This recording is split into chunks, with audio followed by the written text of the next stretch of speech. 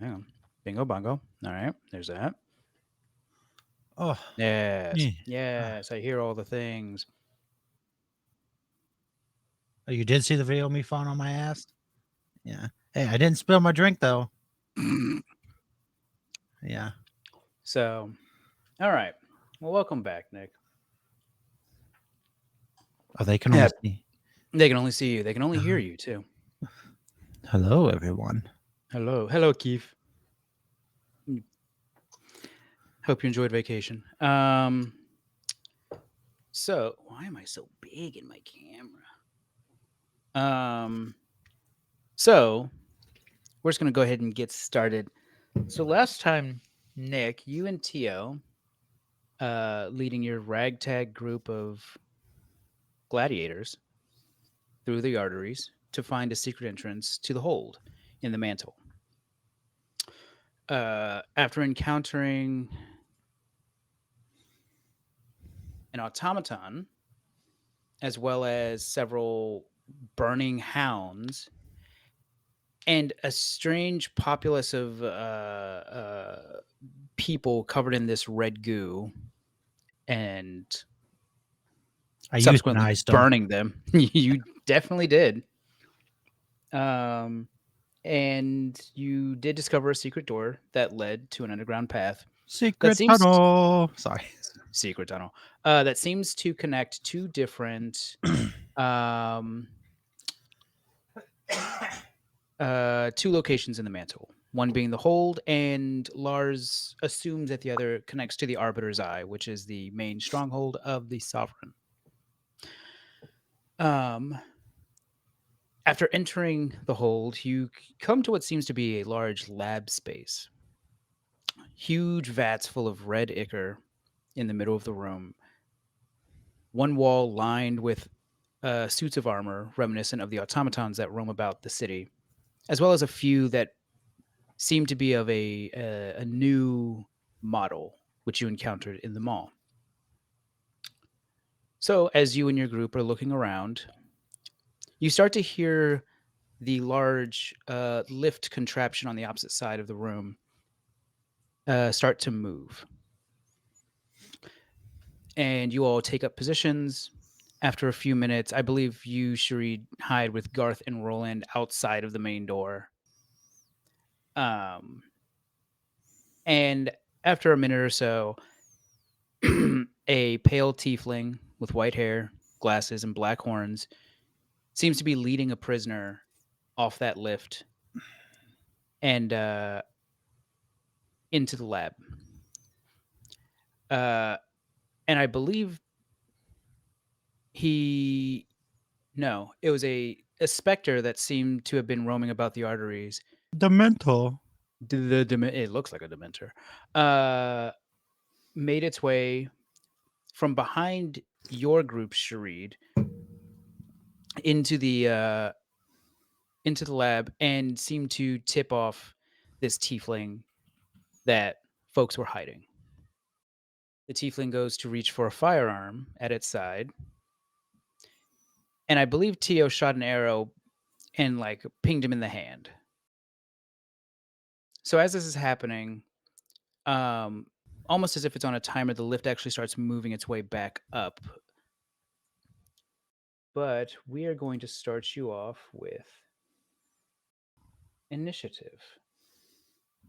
Uh, uh, uh, uh.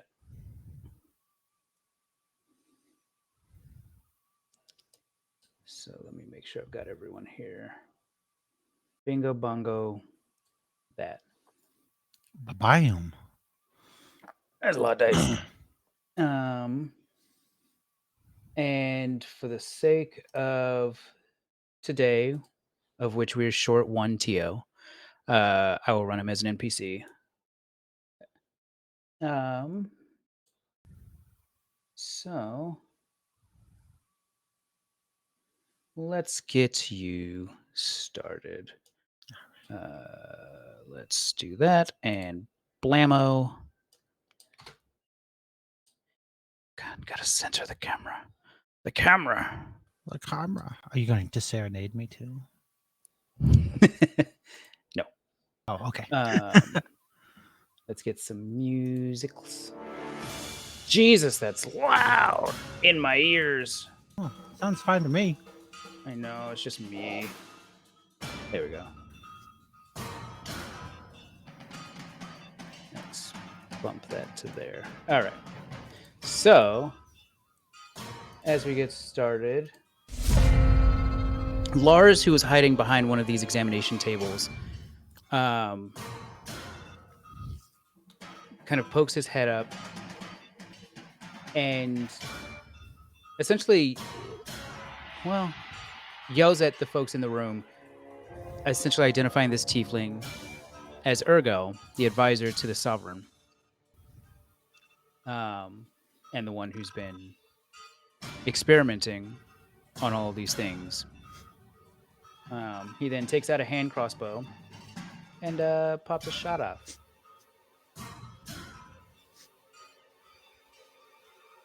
And he's gonna miss. Suck. Let's see. I also realized. Let me. That's what I need to do. Get rid of that. There we go.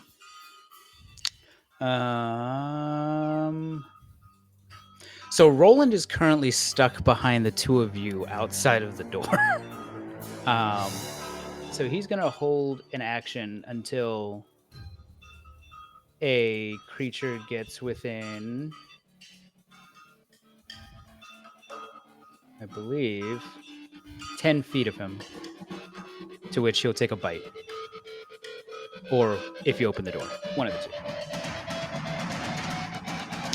Now, this spirit that seems to have essentially ratted you all out, you tried to take a couple of shots at it. You seem to do a little bit of damage to it before it just passed through the entire group of you and through the door. Where are you? Is actually going to make its way over to Lars.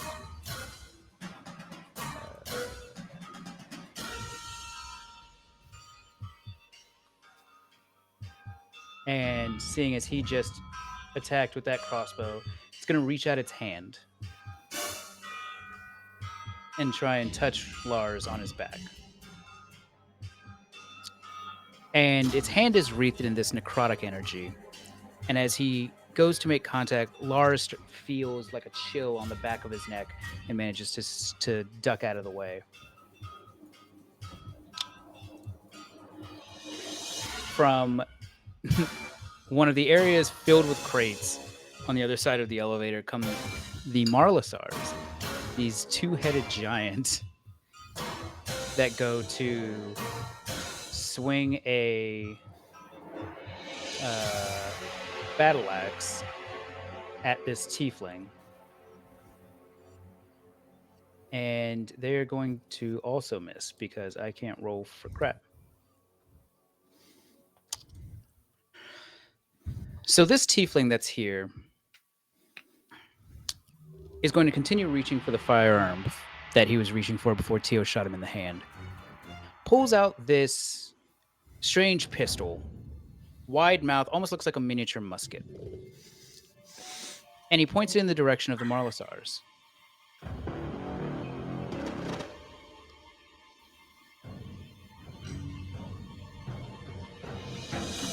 And Shareed, from the outside, from behind that door, you hear what's tantamount to a loud explosion as this giant creature just gets blasted with an orb of fire, leaving just a giant searing mark in its chest.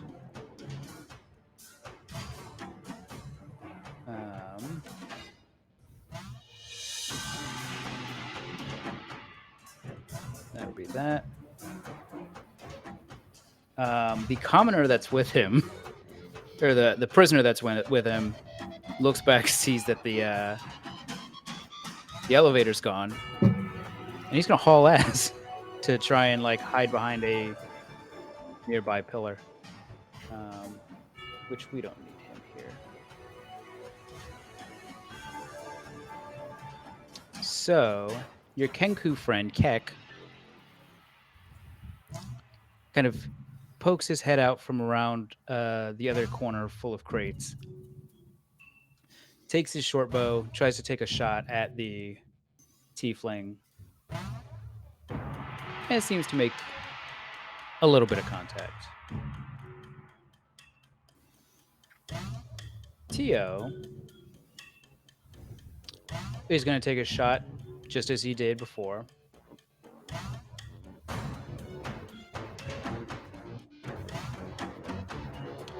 that's weird. Do that. And he's going to miss. So, Sharid, what would you like to do? Sharid is going to bust to open the door. Now, would that take an action to open the door? For the sake of this, I'm going to say no.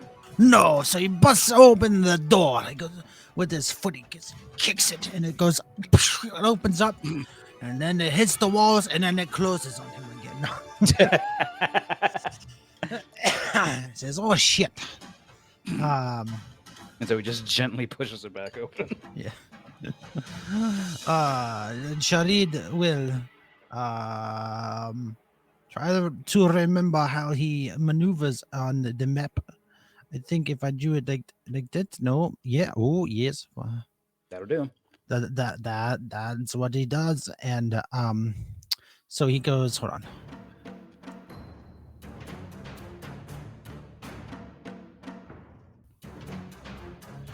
Sharid actually is going to bust in, flying as fast as he can, taking the dash action, and charges the motherfucker. Charges the motherfucker. All right. Yeah. All right. So by the time you get up here, you see that the Marlisars have this giant scorch mark on their chest.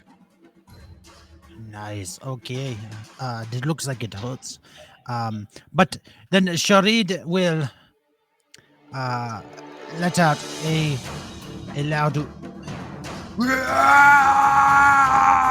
as he starts to rage. I think he's constipated. And that's exactly what the issue is. Has anybody got some X-Lax? And it's just waiting for me to hit the I would rage. Okay. And then I would roar on the wild surge. Yeah.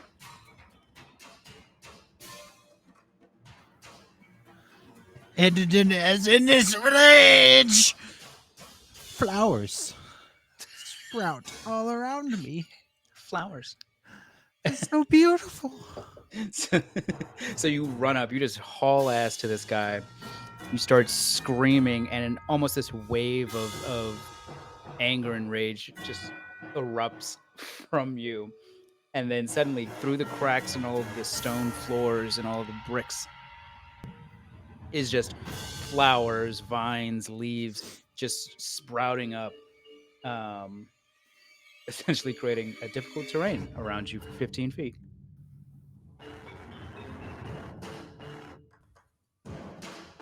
Yeah. Anything else you'd like to do, sir? He will pick a flower. No, I'm kidding. No, that's Sharid's turn. All right. So, Starkiller, hiding out over here, he's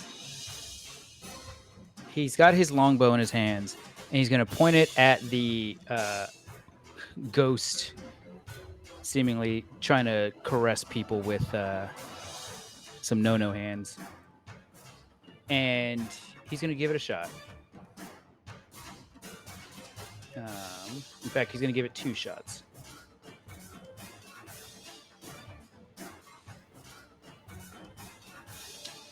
And both shots are going to hit.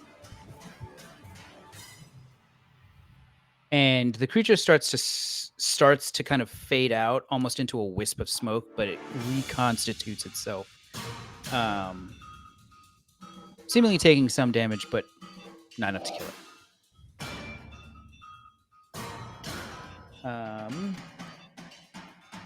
What would Udo like to do? Udo's up here hiding behind one of these research tables, and in between him and all of these seemingly empty automatons. Yeah.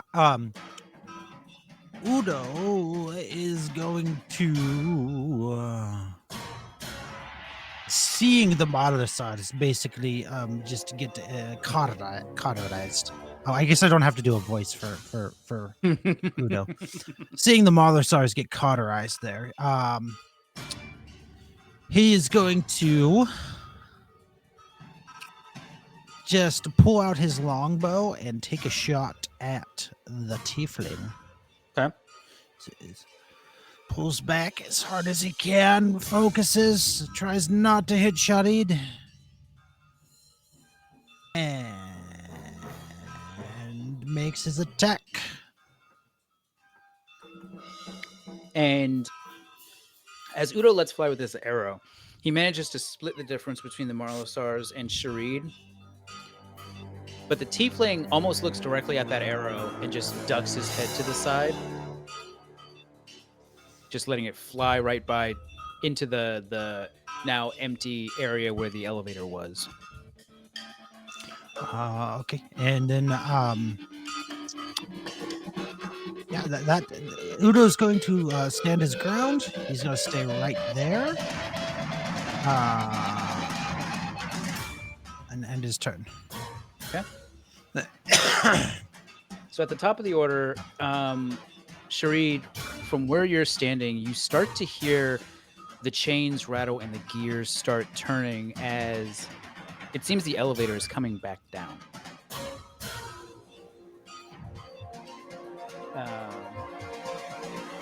that's not the problem right now. Lars is going to try and, because he doesn't know any better, take his short sword and go to stab this specter next to him.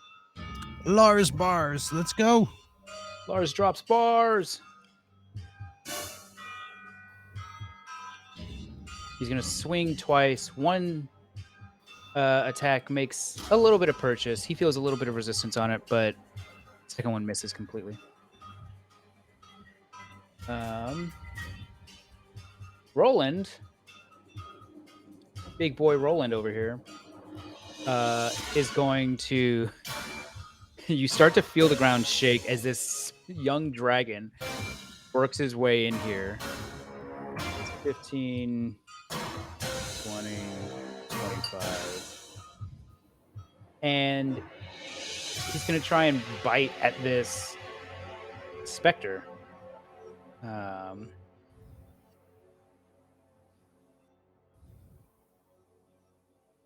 he does hit.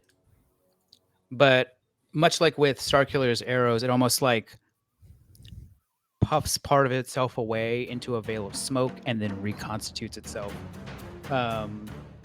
Still taking some damage, but still there. And this spirit is going to reach out and try and touch somebody.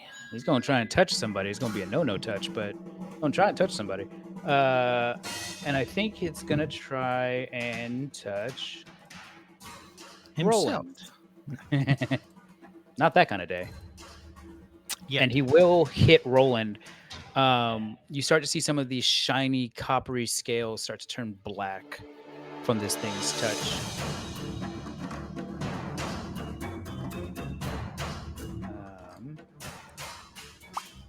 The Marlosars,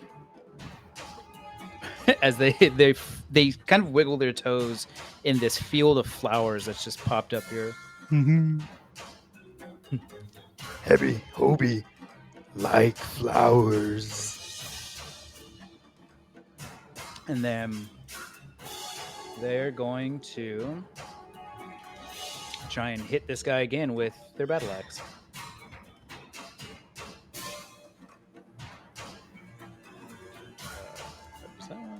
Nope. Still misses. As he just kind of steps to the side, even with the plant life around, he's still able to move in a strangely nimble fashion. Um,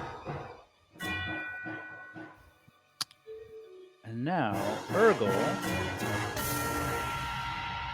is going to. Remember what this does. Hang on. It goes boom. It goes boom. Goes big boom.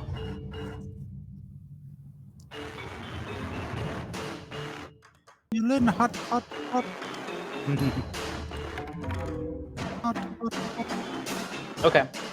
Um, in a in an action very reminiscent of the Spectre on the other side of the room, you see one of the rings on his hand start glowing a dark violet as his free hand, becomes wreathed in black energy, and he goes out to touch the Marlisars. Um,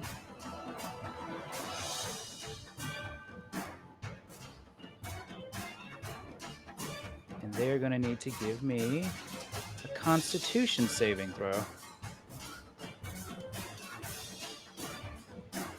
And the Marlisars seem very hardy, but you start to see all of the muscle and skin from their abdomen slowly start to rot away until there's now kind of an open pustule where it was.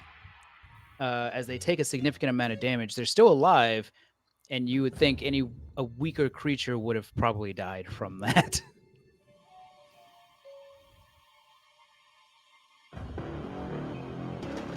Leaf.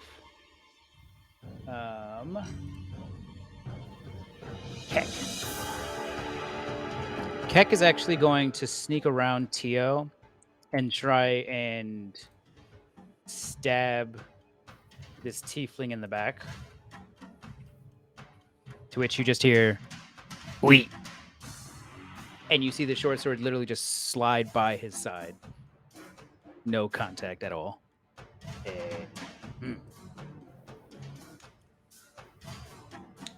Tio's going to do exactly what he did before. I think Tio's character sheet is cursed, because that's not great. It's really not great. Sharid, you're up. Sharid, who has just ran up to this tiefling and seeing the elevator coming down, panics for a moment, worried that this man will try to escape. So he reaches and tries to grab him by the throat. And if Sharid can get his character sheet open, I will make the thing. It's an athletics check, correct? Correct. But because I am raging, I get to do it at advantage. Also correct. So I rage and fuck his ass. Well, we didn't get there yet. That's Well, dinner in the movie no, first. well, okay, we're getting there. All right. It's foreplay. It's foreplay.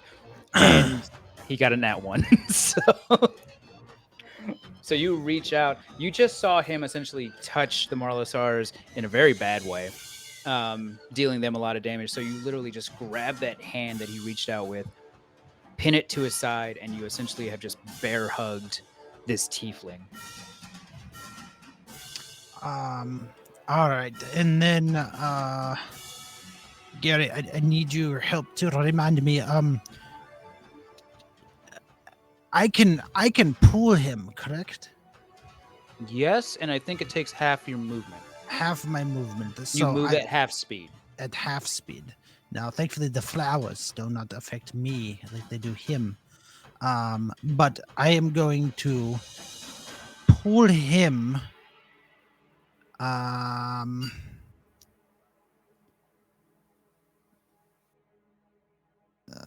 Oh, it's moving. It's moving Udo again. Hold on. I need to.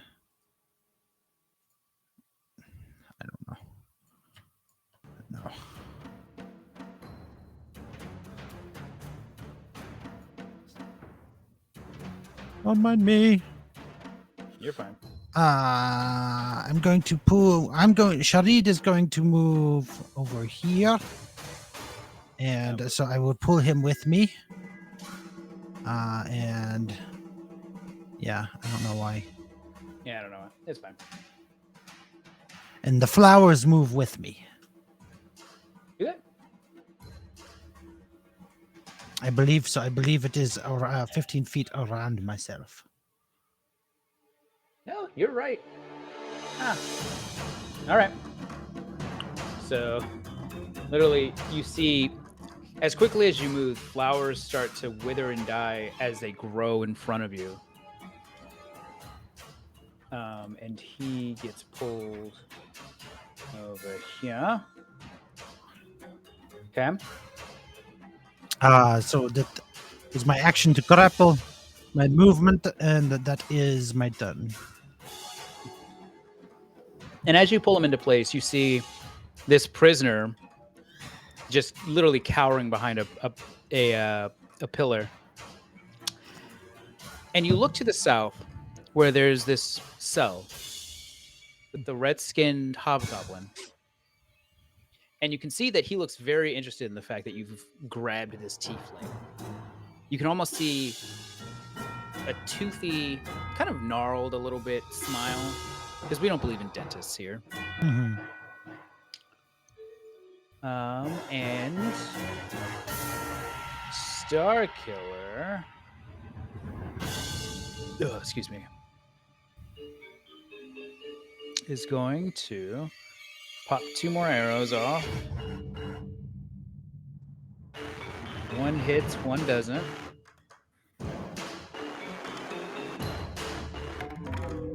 The Spectre is now starting to kind of almost... It's struggling to remain intact. It's now starting to kind of leak this black mist. Udo. What would Udo like to do? Udo is going to. Yeah, once again, it's wanting to move both tokens. I don't know why it's grouping them.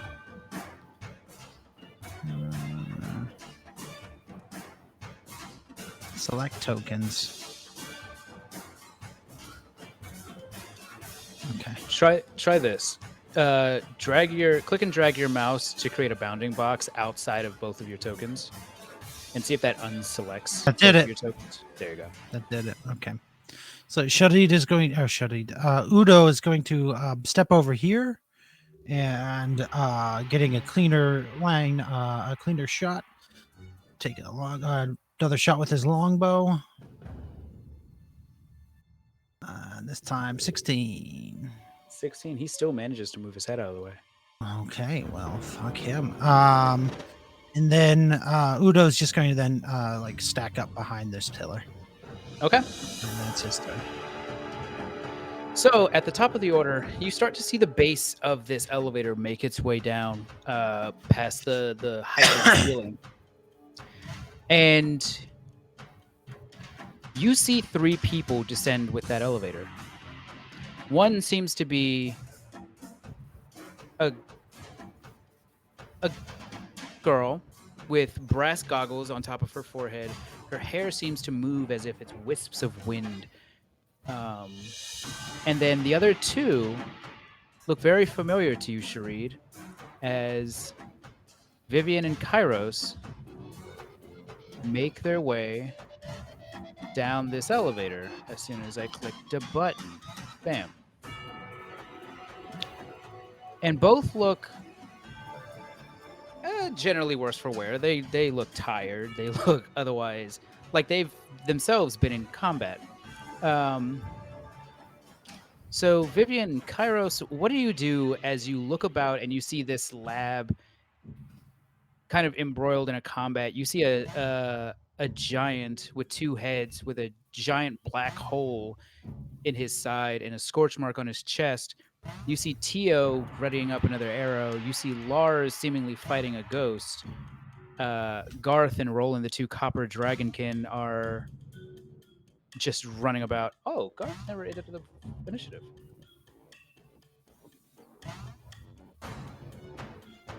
Weird. So yeah, what would you like to do?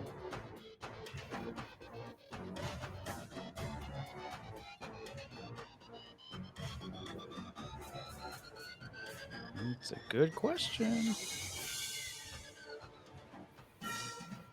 So let's get you two in the initiative order.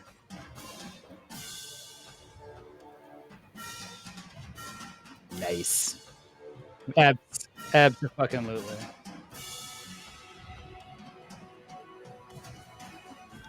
So, all right.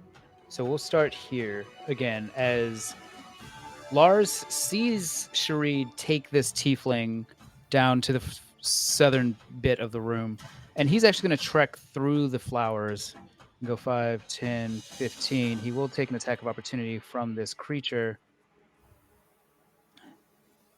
which seems to just, it can't maintain its own composure and passes through Lars despite making contact. Doesn't seem to have done anything to him, though. And Lars just treks up, just stomping through these flowers and vines, takes his short sword, and tries to stab the tiefling. Fucks it up. This copper dragon over here, you see it start to take a very deep breath. Just. And it just spews this acid breath. Actually, hang on. It's going to do this because it doesn't want to actually destroy the hobgoblin. So it's actually going to move next to this vat and do that. And so you see this copper dragon just spew out this acrid breath.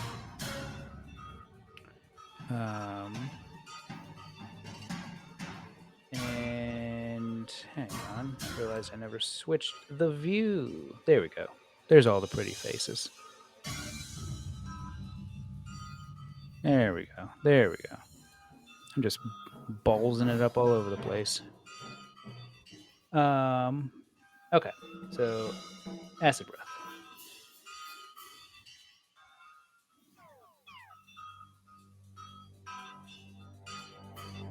And so this thing needs to make a dexterity saving throw.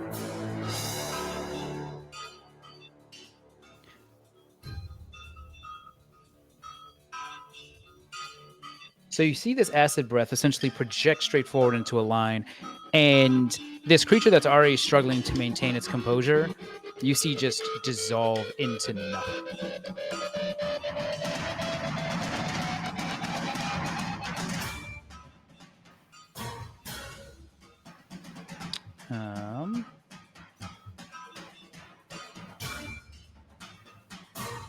The Marlosars are probably going to stay put for right now. Now this tiefling is going to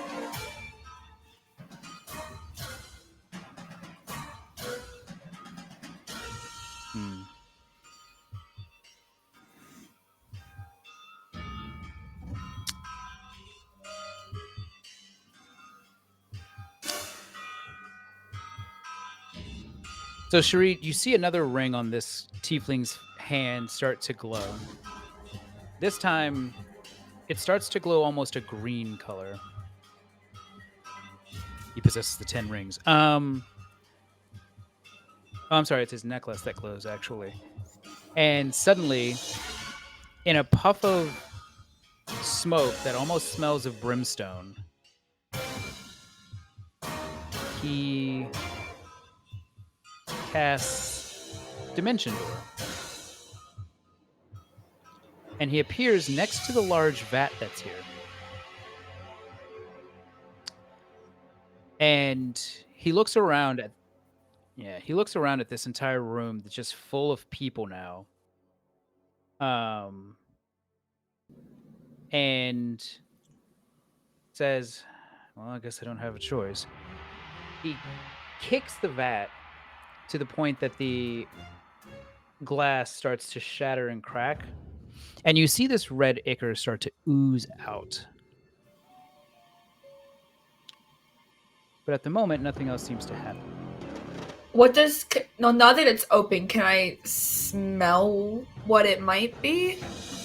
Yeah, it smells like an almost a strange combination of blood and oil. I don't know how I would feel about that. It's probably the best best description I could give of it. That's fair. And this Kenku that's standing outside of this elevator turns around to you three, Vivian, Kairos, and this Janasi, and you just hear him point up a knife and point to you and just say, "We, We. we, We. we, Oh, we. mes amis, We. Comment ça va? we." You just we, and then he turns back around. Ça Very va great bien? conversation. He's gonna pull out his short bow and fire an arrow at the tiefling, which goes This wide motherfucker. and hits the vat behind him, cracking it a little bit more. Oh no. Tio would probably look at you two in the elevator and say, "It's been so long. It really has, hasn't it? Are you both okay?" No. Definitely not okay. I mean, that's fair. Come on in the elevator. Let's talk about it. Yeah. There's clearly plenty of time. You guys actually notice a couple of things here. Tio seems to have changed his regalia a little bit.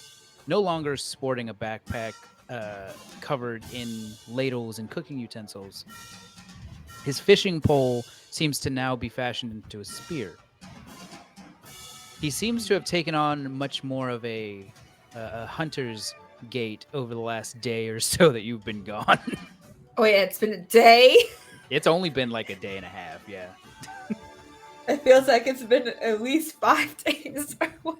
Hey, look, So- that's what happens, man. Question. Uh-huh. This tiefling that I mean, I can hold it until my turn, if that makes more sense. Well, it depends. What's your question? Well, my question is, seeing all this going down, don't we know him? You do. Isn't that Urgel? It It is is. Urgal. That is the tiefling that Okay. you hit out with. Kairos is very confused right now. I know, I'm confused too. I'm like, wait, I thought he was on our side, but he's not on our side. It's Yeah, like, I'm like, what the fuck is happening? Exactly. So Kairos is processing information right now. He's just So not even crazy. answering Tia right now. He's just like seeing Sharid, like, yay, Sharid, yay, Urgel. No, they're fighting. Why? Friends, what is happening? Let me.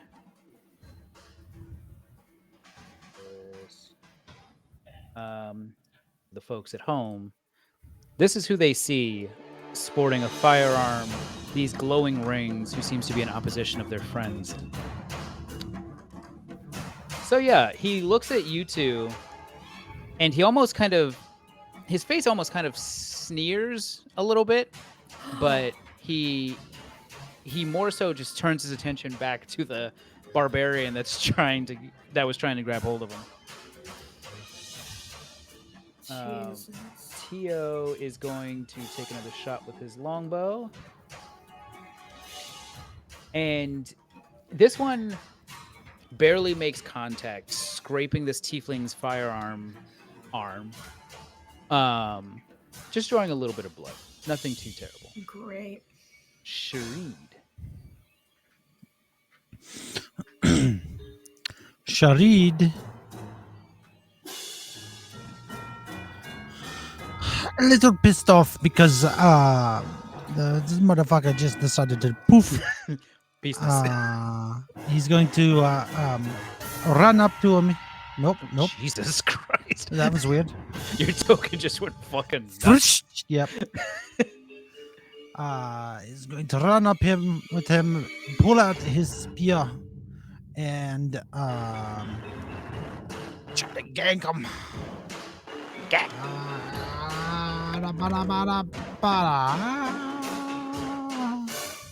Yeah.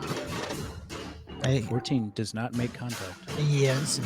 So, yeah, he goes up and tries to stab him with his spear, but the asshole sees it coming and has manages to deflect the spear. So Sharid just gets like tries to spit on him. As he Tui.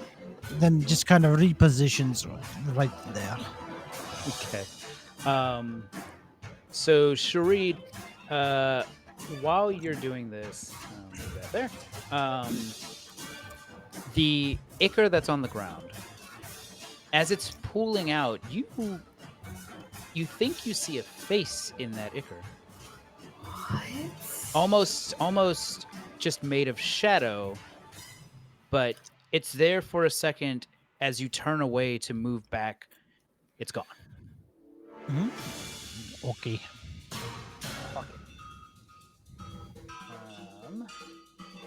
Okay, that was weird. Alright. Assuming it's my turn? It is your turn. Cool. I'm gonna move out of the elevator. And seeing this motherfucking tiefling do this thing with the ichor, I am not quite happy right now. So I'm gonna go ahead and try to pull some of that ichor up into my fingertips and cast Eldritch Blast at him. Okay. So that's 1. So that's an 18 to hit. Do you want the honest answer? Oh god, doesn't hit. No. You're kidding. It No. goes just wide of his head, Oh, but does not make contact. oh, that is unfortunate. Alright, well, bonus action fucking hex him. It's probably a good idea. There's a reason I gave Well, you the never numbers mind. advantage It won't let me use my pact magic. It's making me. That's weird. Okay. here. Oh, that is strange. Okay. Oh, hang on. Oh wait, I see why. Okay, wait. I got it. Figured it out. There you goes. Okay. So he is currently hexed, and then I guess dexterity checks. Okay. It's got a disadvantage on dexterity checks. Yes. Alright. Cool. That's the end of my turn. Cool beans. Who's up? Garth, who I think I've just skipped the last 2 rounds. That's fine. He's gonna actually just charge in full fucking tilt. Let's see.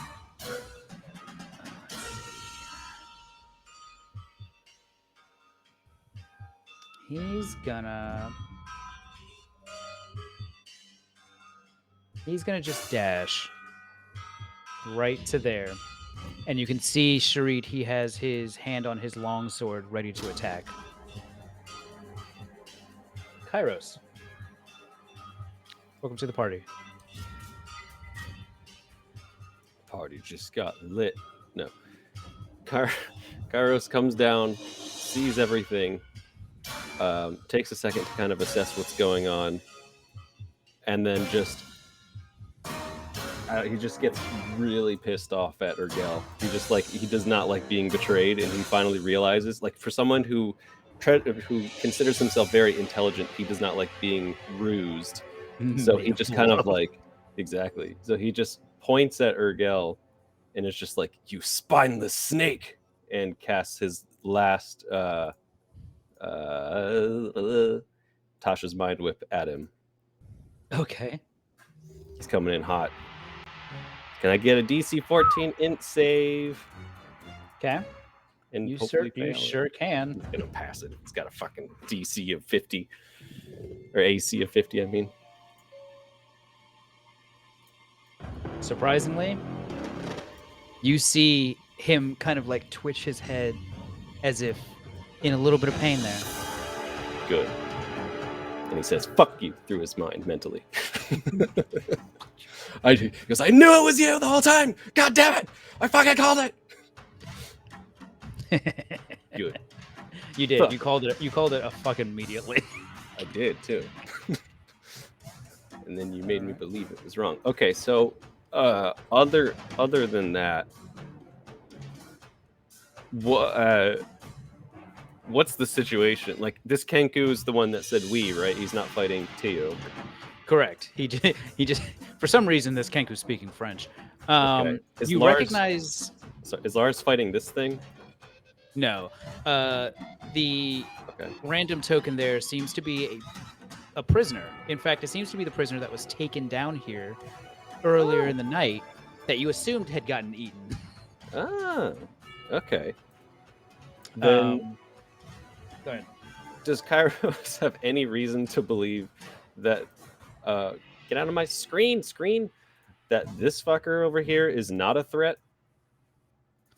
Correct. It seems to be that you recognize some of these people as competitors in the mall. Maybe you saw a match or so with them the first day that you were here in town, or second day, I can't remember which. But yes, it seems to be that this giant is tending to his wounds and just glaring at the tiefling. Okay. Then I'm gonna move. 30. I'm gonna move. This is 30 in between Lars and the prisoner, and just kind of post up between them, and just say, "Glad to see you're both still alive. By the way, we took out the warden," and that'll be where his turn ends. Well, shit. All right. Star Killer, our lovely half elf here,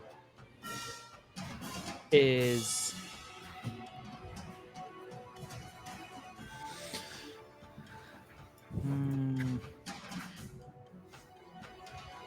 gonna fire 2 shots at the tiefling.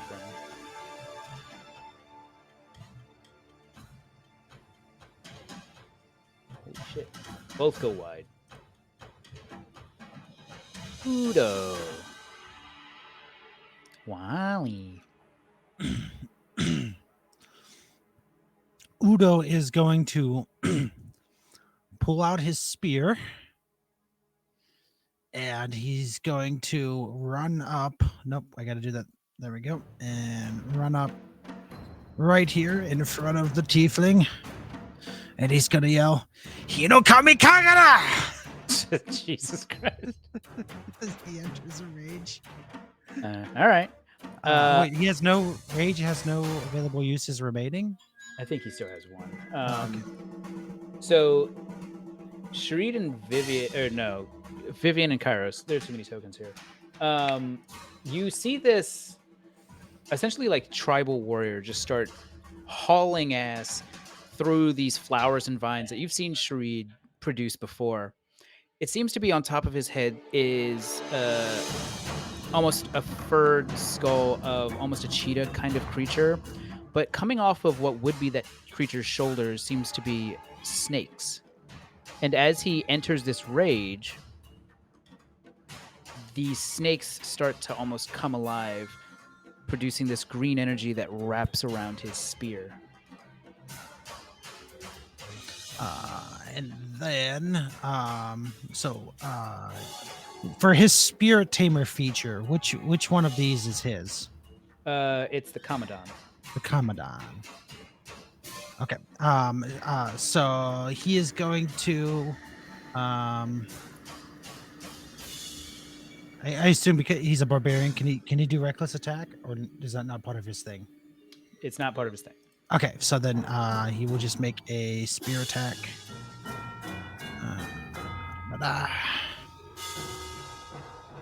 Yeah, 15. I assume that misses.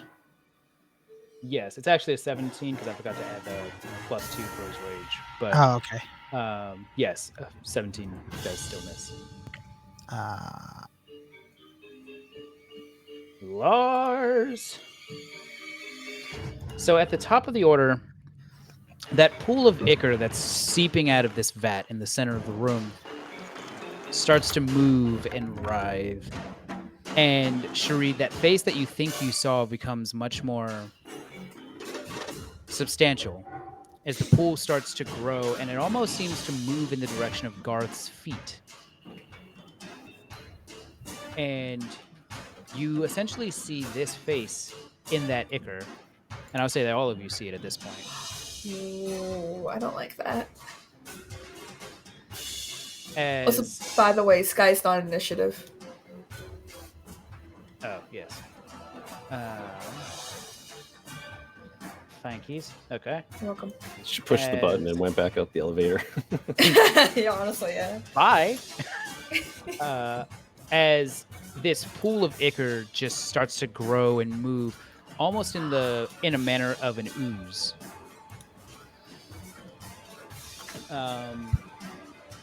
Lars sees this and is like, "I'm not about this life." Is going to take out his hand crossbow and try and pop a bolt into it. And he does manage to hit it, but you see that the bolt makes contact and almost gets absorbed into that ichor.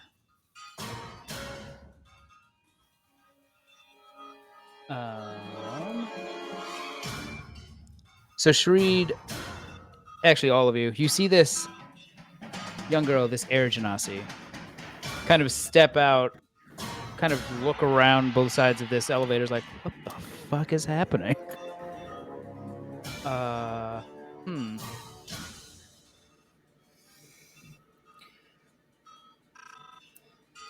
She then she looks at Vivian, who she's already healed twice, and is like, you don't wear armor.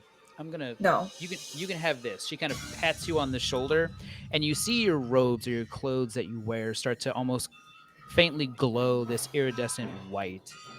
As Oh. she essentially infuses your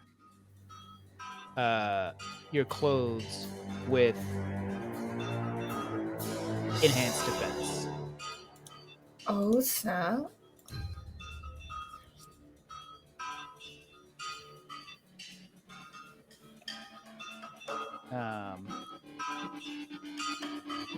I'm just gonna say for this purpose, your clothes count as a suit armor. Cool. And that's gonna be her turn. Roland looks at this fucking mound of ichor and goes to claw at it twice and bite.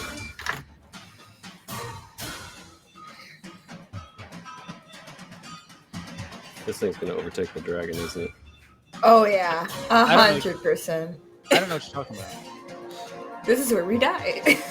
No.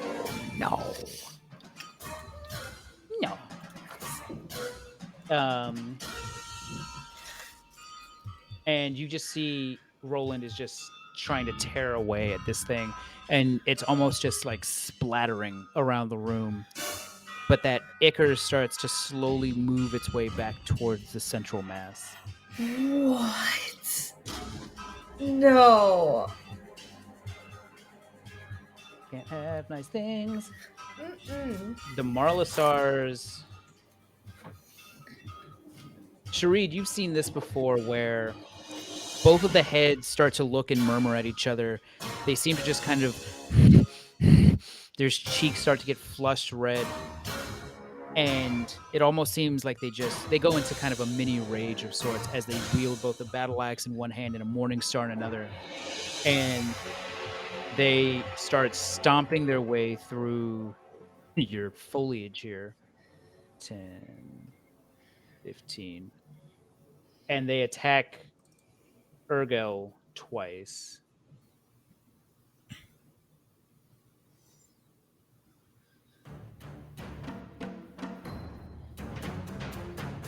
They do make contact with the Morning Stars. So the first battle axe strike just swings right by him, digs into the ground. This Morning Star raises above his head and just clocks him square in the head.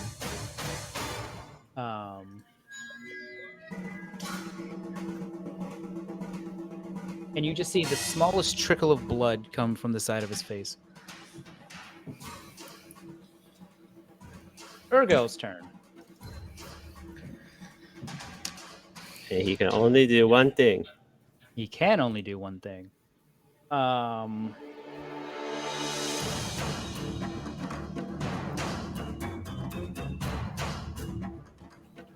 So the ceilings of this room, much like they are elsewhere in the jail, are about 10 feet high.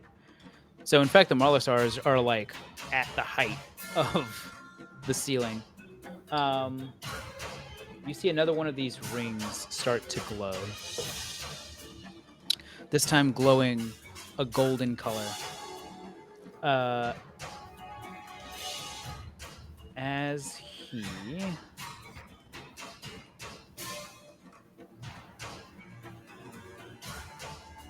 essentially puts his hand to the ground, to these stones that make up the floor here. And I am going to need Sharid, Udo, the Marlisars, Keck, and Star Killer to all give me dexterity saving throws. All right. Sharid is raging and has danger sense. So I get to roll at advantage.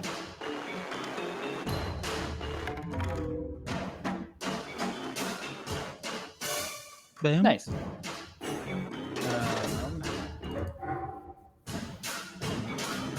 Udo does not have danger sense. I don't see it right. He does not, no.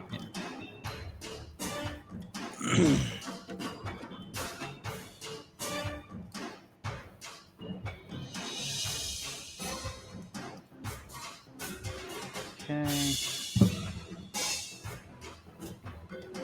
What's it? 1, 2, 3. Who did I miss? Garth. Who's who I missed? Okay.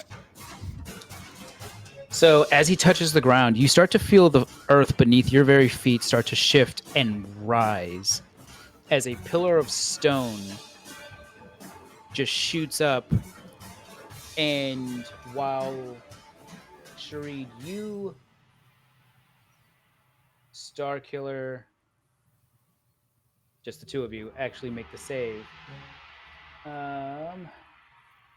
The others get trapped with Bones of the Earth.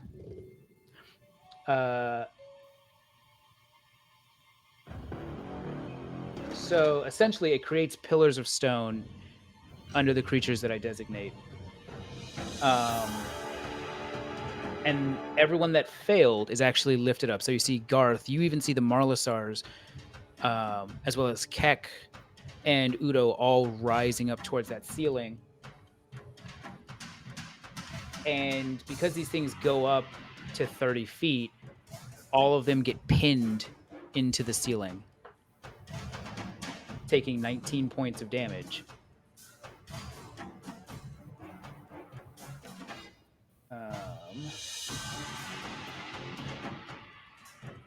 So the Marlisars don't look great.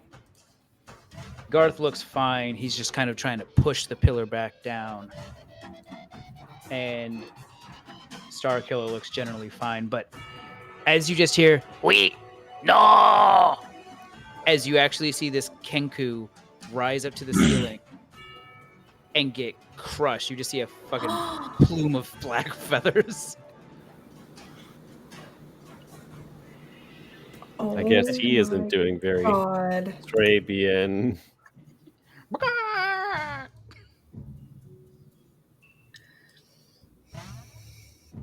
So these guys are restrained. There you Christ, no. Sorry, gotta. There you are.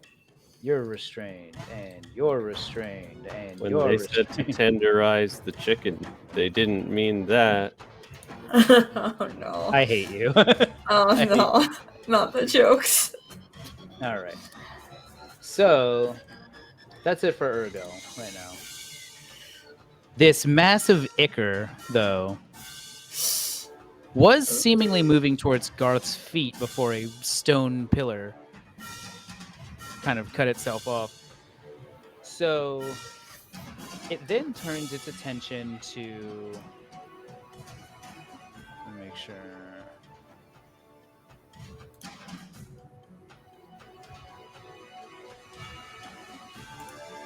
Yeah, it does turn its attention to Roland.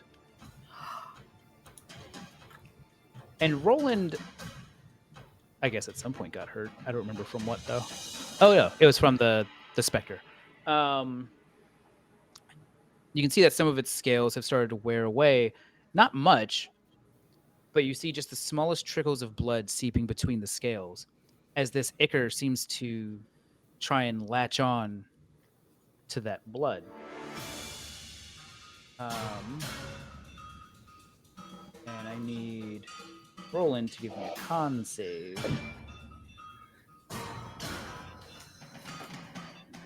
Which is not great. So you see this ichor actually attach itself to Roland's arm, seemingly digging into the skin where Roland's bleeding. And, It's not creepy at all.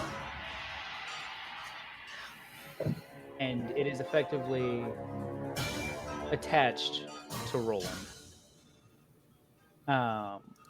And you start to see Roland kind of just kind of trying to shake this creature off. But eventually it starts to turn its attention for the rest of the group. Oh no. What did I fucking say? You called it. You fucking called it, man.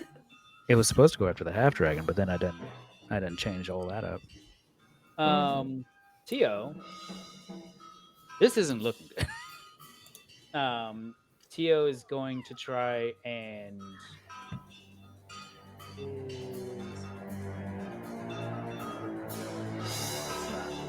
oh, excuse me. Tio is actually going to try and pull out his.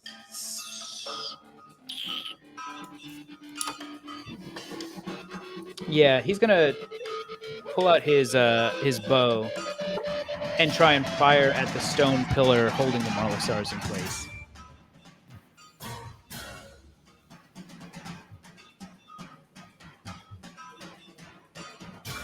Which he hits, and he chips away some of the stone. Not enough to break it down, though. Sharif, what would you like to do? You almost got pinned to the ceiling like your compatriots.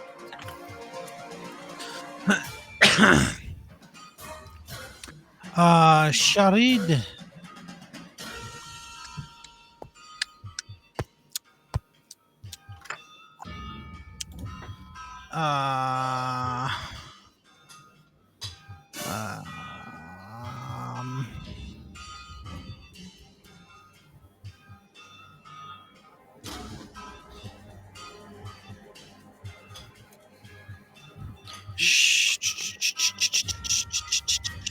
You see that your dragon compatriot is now looking very hostily towards the rest of it. What's the best way to get right there? Would I have to go like all the way around? Or is it like impossible for me to get there? No, it's not impossible. Let me see. So, I'll say if you really want to get there, you can go through, like squeeze through these, but it's essentially difficult terrain for you. So you can get there essentially with 5, 10, 15. You'll probably end up like right next to the Ichor. Or like right here. Because you're just trying to squeeze through all this machinery. Where were you pinging? I didn't see. Oh, sorry. Can you see my ruler? I never. No. Oh, you sure can. So you can kind of make your way through this machinery, but you'll end up right about there. Okay. Yeah. Okay. Sharid is not liking the current situation.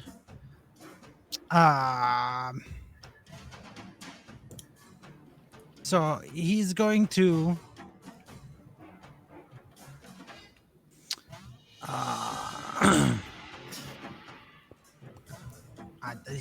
Jesus Christ, he's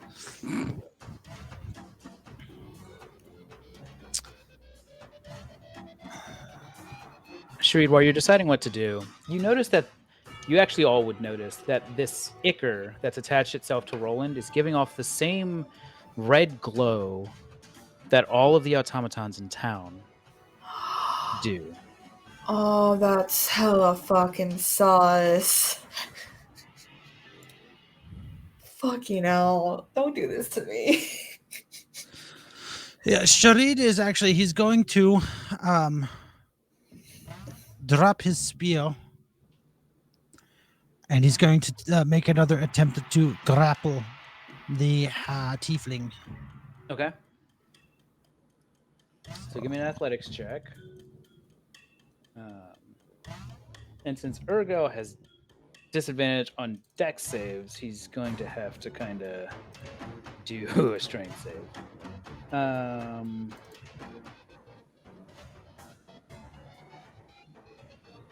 Let's see here.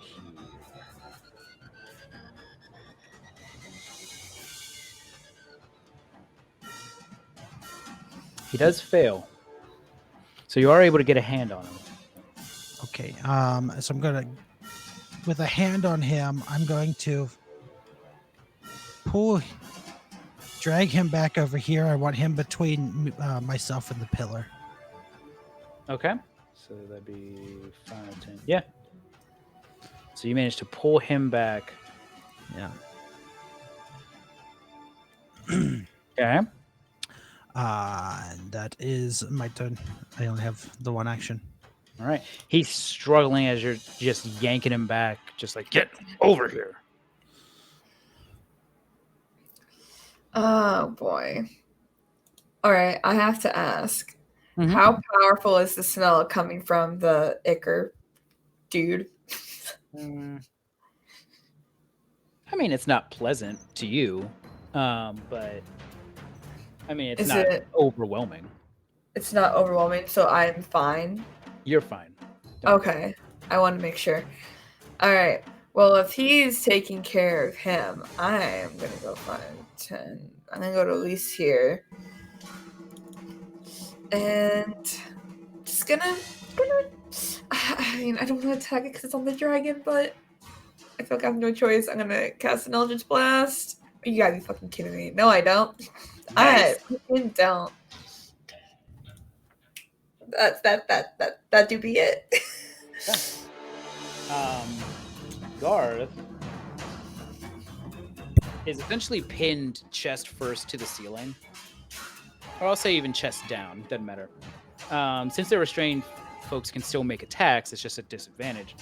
So he's just going to keep trying to swing away at this and chip away at this stone pillar as he sees his brother get taken over by this substance. So you see. Blah, blah, blah. Little bitty dice.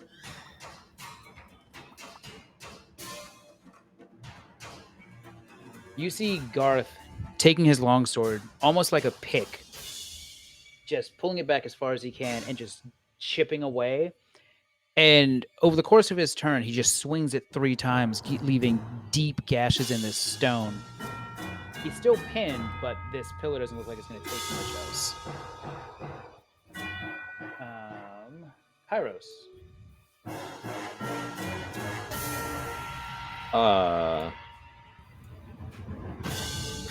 Sorry, Oh, kids. My bag of tricks is fucking empty right now. Uh, Dude. Can you pan down the camera for the rest of the class? What's going on with this fuck guy down here? Is he just chilling in a jail cell? What's going on with that guy? Yeah, so while you're there, you maybe turn around after addressing Lars, and you see a single jail cell in this room. In there seems to be a red-skinned humanoid, seems to be a hobgoblin. Eye patch over one eye, graying black hair. Essentially, you see this minus the armor.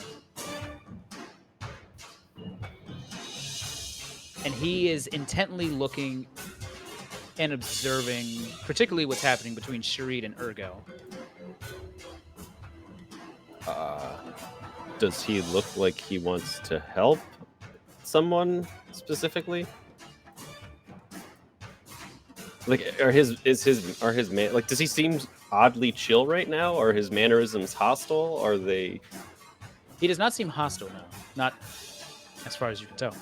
generally speaking, or to us specifically? I mean, to you, he's not paying attention to you at all. Right. I'm trying to discern whose side is he on. Give me an insight check.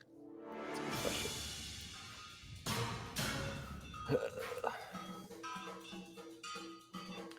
Yeah, he. It looks like he's waiting for Urgel to shed some more blood. Okay. Then, picking up on that there's another potential ally down here. Where's the door? So you see a door on the far eastern side of the room that's currently open, leading to a stone hallway. There's no door on that cell. Oh, on the cell there is a door that seems to be locked by some sort of. It's a key, but it looks like a cut gem. Oh, so my warden keys probably wouldn't do anything. Okay, got it. All right, well, fuck that idea then. Okay, Kairos is going to see that Garth, this warrior guy, is trying to cut himself free from this pillar, so he's going to shoot a firebolt at the pillar to try and help him get free, because he's like, I'm not about to go tank this dragon. Mm-hmm. Yeah! You do hit it, and actually, surprisingly, that's as much health as that pillar had left. So Garth essentially falls to the ground, lands on his feet, and is now free. Excellent. I would, while firing that off, kind of haphazardly turn and try and shout to the hobgoblin and be like, how do we get you out of there? He points in Urgel's direction. He's got the key. Okay, then Kairos would shout to the group in general, in case they didn't already know this, and just be like, we have another ally in that cage. Urgel has the keys. And then he's gonna, yeah, basically, he's just gonna, like, you know, move back there. Some safeties. Okay, so you're essentially hiding out next to these crates. Yeah. And you can see a couple of them have been broken open, you assume, by your compatriots here. And inside you see parts of automatons, which look like just hollow suits of armor. Is there room for me to hide in the crate? No. Damn it. Okay, fine. Good enough. I'm done. Nice question, then. Starkiller struggles and gets his short sword free, and does the same thing as Garth and just starts chipping away at this stone.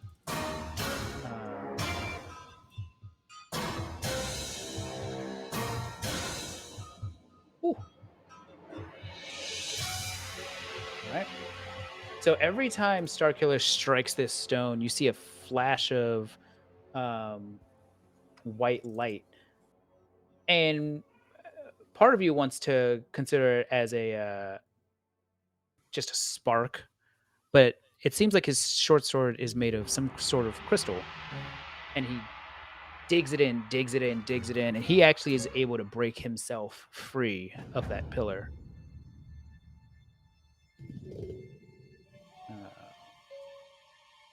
So he's good. Udo. What does Udo want to do? Udo, hanging on by a thread, is pinned. He's pinned too, right? Because he failed his save. Did he fail his? Yeah, he rolled shit. Oh, then yeah, he is pinned. Yeah. He is going to make an attack against his pillar. Yep. Barely hits. No. So Yeah, he deals 10 he's able to. his. Yeah, he's able to dig away 10 stones from his pillar. Yeah. And that's his turn. All right. At the top of the order, we have Lars, who, after your statement about the tiefling having the keys, or key rather, he can't quite get there. He's going to move to the opposite side of this pillar and take a shot at the tiefling, at Urgel. And he's actually going to hit. So, Shreed, as you've pinned this tiefling down to this pillar, you see a bolt come out of nowhere, just lodge itself into the side of his shoulder. And you just hear, "Yeah, that's what you get, piece of shit."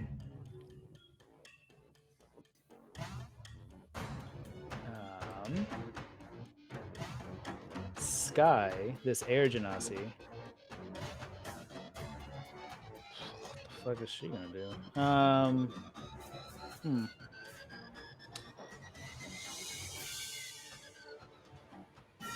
She is actually gonna move down towards the cell and start tinkering with the door to see if she can find an alternative means of opening it.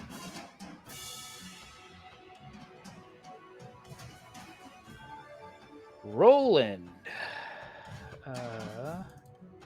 Let's see here. I have to remember how I wrote my own abilities.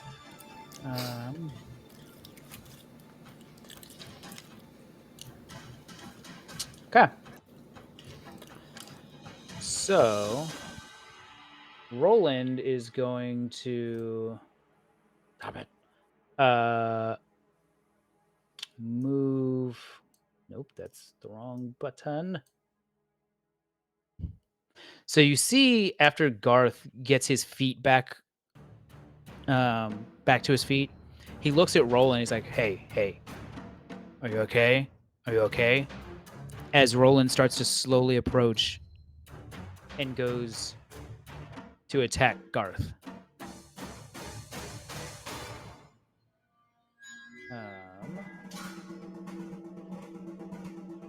And I need to see how this works with multi-attack.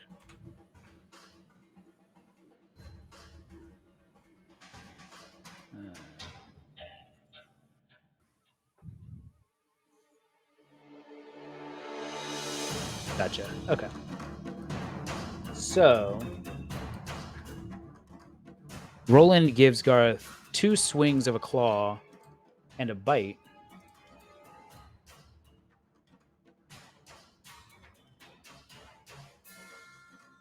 So, Garth manages to dodge one swipe from his brother, gets clipped by the other, and it distracts him just enough before the jaws of this copper dragon bite down and almost pin Garth in his own brother's jaws.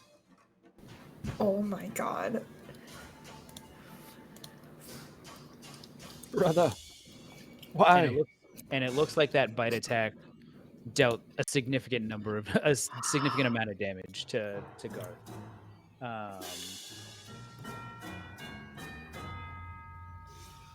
Okay.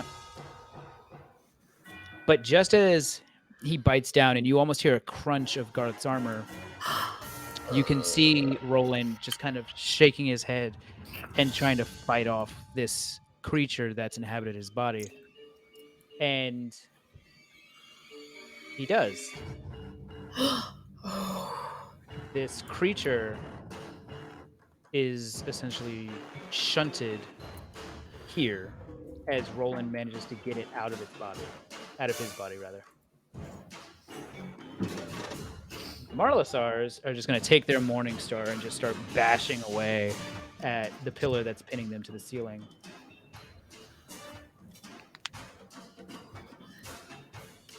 And they just start chipping away. Urgel looks you straight in the eyes, Sharid, and says, "You can't stop progress." This motherfucker. So you have him pinned essentially by the upper arms. As he goes to touch your arm from underneath with that finger that's giving off that deep violet light. Sharid, can you give me a Constitution saving throw? Bro.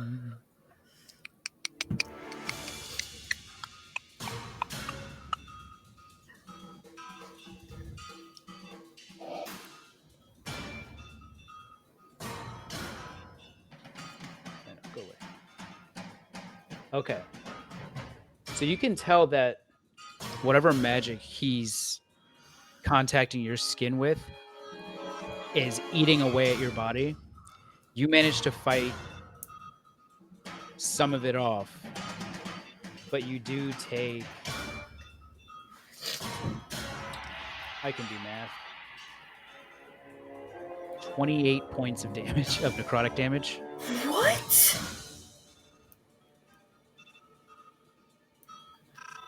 So I'll take that off your sheet for you. Okay. Just then. All right. So you feel almost your arm almost wither down to just muscle and sinew and bone.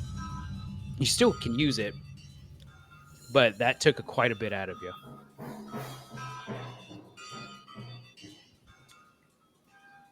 Now this thing, having been shunted out of Roland, it's now going to move over Starkiller. Oh no. Which actually had to do that. Did it? Okay. Do me. I want to be an evil dragon wizard. No. You can see They're that so powerful. this ooze essentially bulges itself up into almost two, tentacles for a lack of a better term, as it just Ooh. wails away on Starkiller.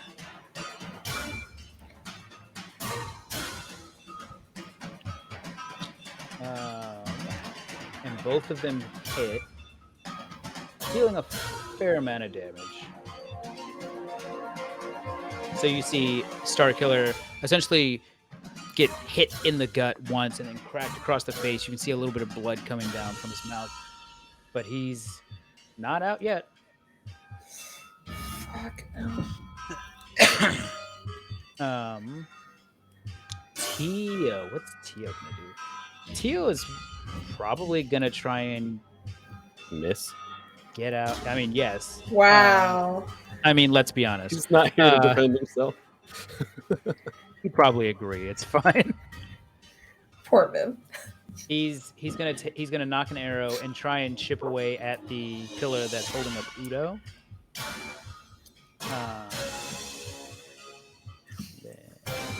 He says he doesn't mean it. He does. We know. And he manages to chip away a little bit of health on that pillar. Sharid, what would you like to do? So the Sharid just being fingered to death almost by this tiefling gets real close to his face and says, "No, my friend, You cannot stop me. And for those who see, this flame starts to erupt from Sharid's chest. It's almost like this hand-like creature is like trying to get out. And then another one. And then you just see Sharid still holding on to this tiefling's throat, just kind of and describe what they see that comes out of my chest, Gary. Yeah. So it starts out almost as just this vague flame-esque creature, but it starts to almost solidify as it leaves Sharid's chest, as what essentially pools at his feet almost looks like magma before it rises and grows into this blob-esque creature.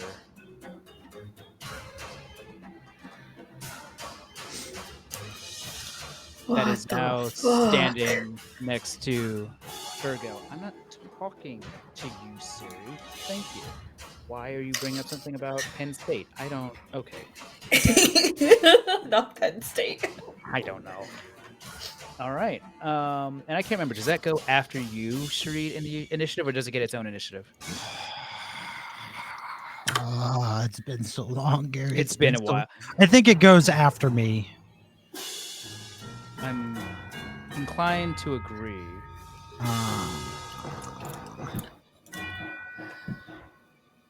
Yes, it takes its turn immediately after yours. And then I need to give you a save. Oh, yeah, you do. So that's a Constitution save. It is a Constitution save. I'm just looking to see how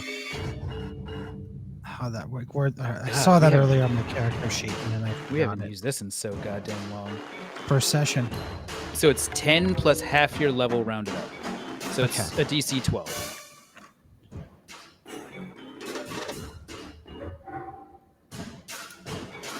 You do make it. So you can feel this summoning of this creature start to take a lot of your energy, but you're able to maintain your composure. All right. And yeah, that's an action to summon that thing. Can I get a sheet for this thing? Oh, did I not give it to you? Or can I hold on? Let me try to. Oh no, I can do it. I can do it. Okay. Oh yeah. God, what did I let this thing do? I don't.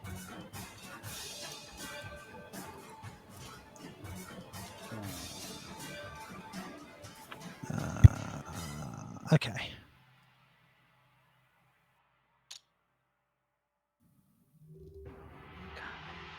So, all right. So yeah, the thing is going to make 2 attacks against the tiefling. All right.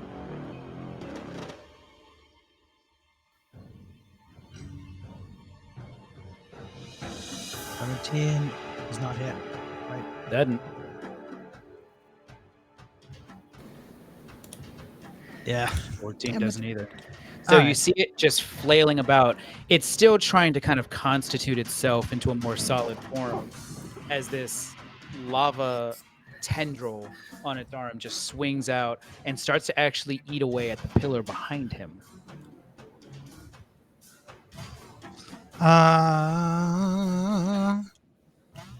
Yeah, that would be Sharid's turn. Okay. All right. Real quick before Vivian's turn, because this might matter. What's this prisoner guy been doing this whole time? Shitting himself, man. Oh, okay. All right. Quite literally, you smell something behind you. That's fair. Okay, just checking. Like, okay, let's put this into perspective. This prisoner is a normal fucking guy. I just making He was sure. just- Didn't forget turn order. That's all. He was taken from his cell down to the basement of the fucking prison, given to a literal devil man who's fucking pale as a ghost. Next thing he knows, there's a man on fire, there's a lizard, there's a dragon, there's a half dragon, there's a giant, there's a little halfling dude, and a fucking bunch of other people, and then more people show up. It's fucking chaos down here. You know? And that's the name of the show. True. A This man is fucking. He's fighting off having a heart attack. whole mood. Just All having a right. Saving Private Ryan moment over there. Amazing. Anyways, Vivian's actually gonna go over to Sky. Uh-huh. Has Sky made any progress on the lock? Don't know. She just got here. Alright. Well, mind if I try? As I'd like to try to pick the lock with my fingernail. So the lock isn't a typical lock. Uh-oh. It almost seems like just a regular recess for some kind of sculpted gem or stone. Oh, stimmers. Ooh, I can't do shit with that then. Alright, well then I will stand as a bodyguard just in case that creepy Icker fucker comes over here. And I'm going to just try and cast Eldritch Blast. No. My character sheet's cursed too, man. Me and Tio are one and the same. There was an attempt made, but that's all she does. All right. Also, he's still Tiefling dude's still hexed, so Yeah. yeah, good shit. Garth looks at his brother who just crunched down on him. Oh! We gotta have you see a dentist or something. Those teeth didn't feel good. You good? Roland kind of looks. It's almost like a sad puppy, just kind of like ducks his head down. You can hear him say something, and almost just this drawl of hisses and growls that Garth seems to understand. And then he's like, "All right, cool. Pardon me." And so he actually walks around his brother to this creature and says, "This is for fucking with my little brother." And then goes to swing his... Actually, no. He is going to take in a deep breath, and just spew out a cone of acid onto this creature.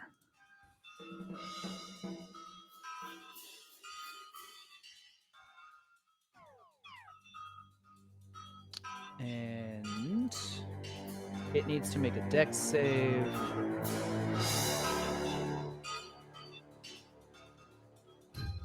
Which it fails. But you see this acid cover a portion of this creature's body. And you can see some of it start to turn black or start to bubble even.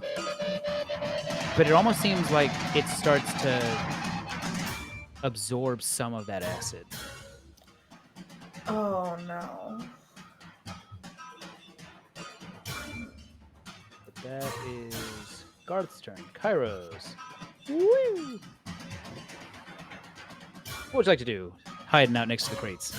So Cairo sees something that catches his eye. From where he's standing, or where he was standing prior, what's going on over here with these control panels? Anything of Over there? interest? Yeah. That looks more so just like a research table. Okay. And then to explain to me again how this creature came to be. It pooled up. He poured a vat on the floor, and it came out from underneath it, right? Well, it looks like that creature was in the vat. And that the vat was this thing in the center of the room? Yep. Okay. And then what are these things on each side and this thing? They seem to be smaller vats, and they seem to link to that table. Okay. Okay. You can give me an intelligence check to see if you can put all of that shit together. It'd be your action, though.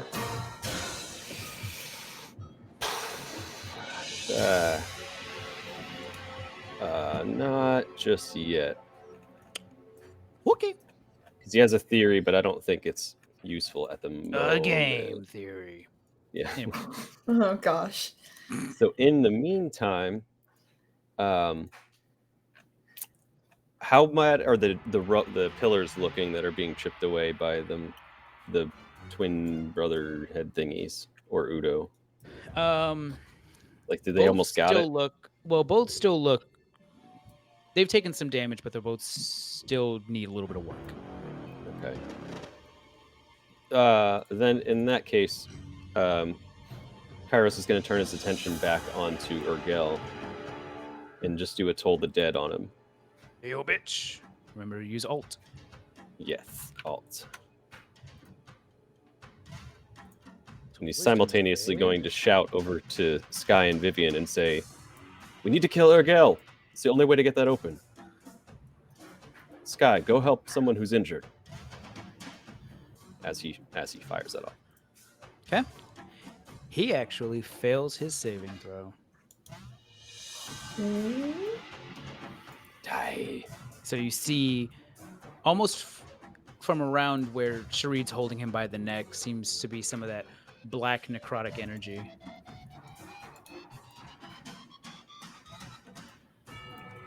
That it for you, Kairos? I'm going to kind of pivot. Pivot.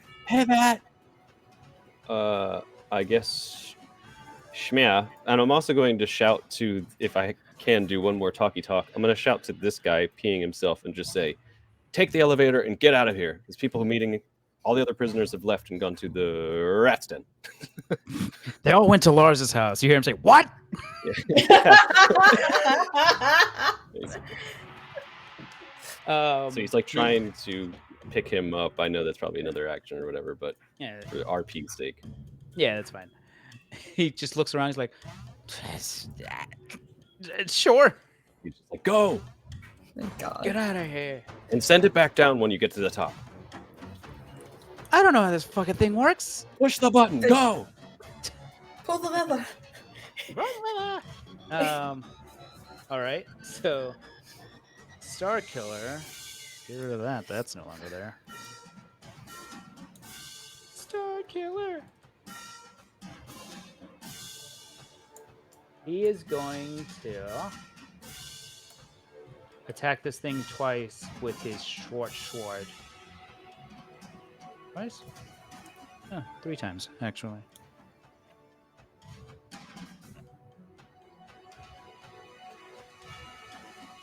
And you see him just kind of go to town, just chopping away at this Ichor.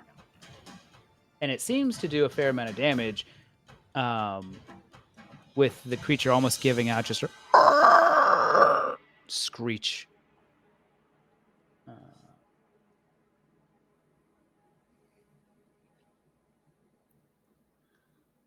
Yeah. Udo. You're muted, buddy. Muted. Udo is just going to try to keep chipping away at his pillar. Pilar. All right, so he chips away another 9 damage. It looks like one or two more attacks, and that pillar will come down. All right, Lars is actually going to move up and take his short sword and make those 2 attacks on Udo's pillar.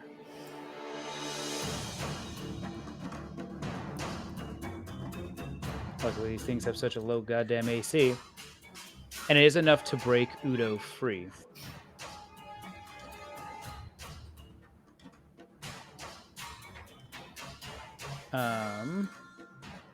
That's it. So Sky, after Kairos yells at her to heal people and then runs off, she kind of leans over to Vivian and is like, I used all my healing abilities on you. It's so alright. We'll think of something.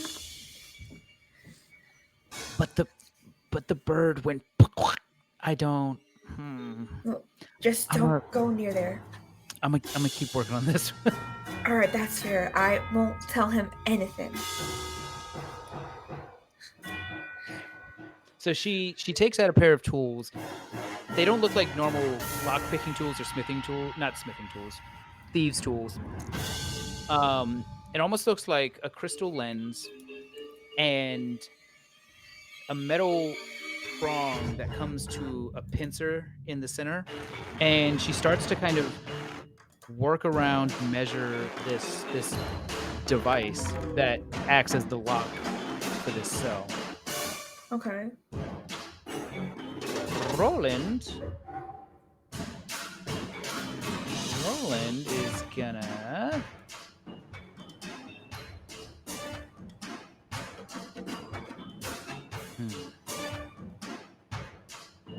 Roland's gonna move over and essentially obliterate the pillar that the Marlosars are pinned with. And so this giant just falls down and lands with the entire floor just rumbling under his weight. And then they both heads look at Roland like, Heavy, Hobie. think.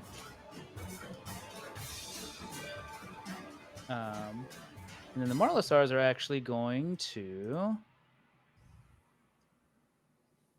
get rid of that.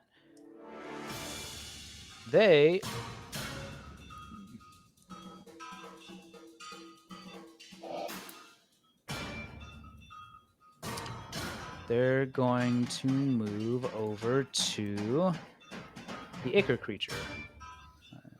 Oh no. 25. And that's a no. They're going to go smash with a Morning Star.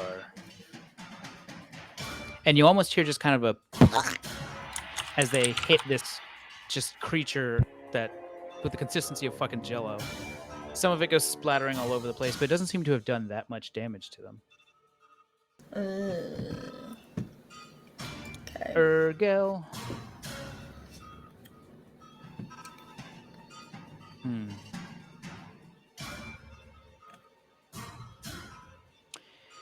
He is going to.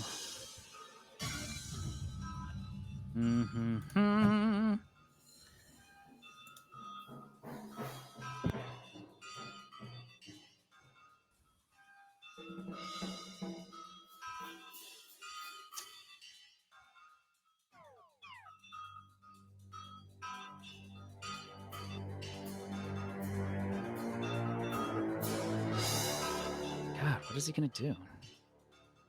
All right.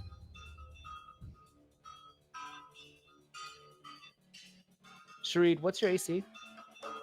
17. Cool. So, Shareed, while you have this tiefling pinned up to this pillar by the neck, you hear just the light clicking of his firearm, and suddenly you feel just a blast of cold come from that firearm, hitting you square in the chest, dealing 11 points of damage. What type of damage? Cold.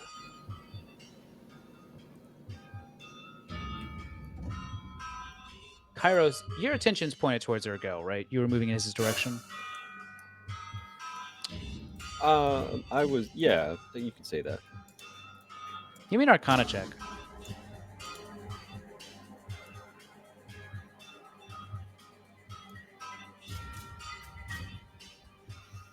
Yeah. That firearm, you're not sure how, but it definitely just blasted Shareed with the equivalent of a chromatic orb. I want it.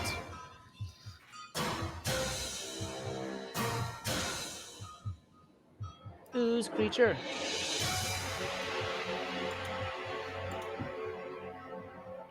Damn. It is going to make fluff.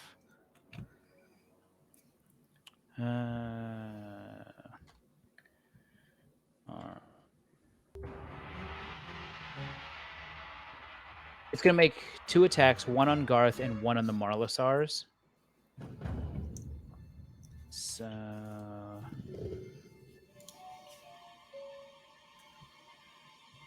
the one on Garth, its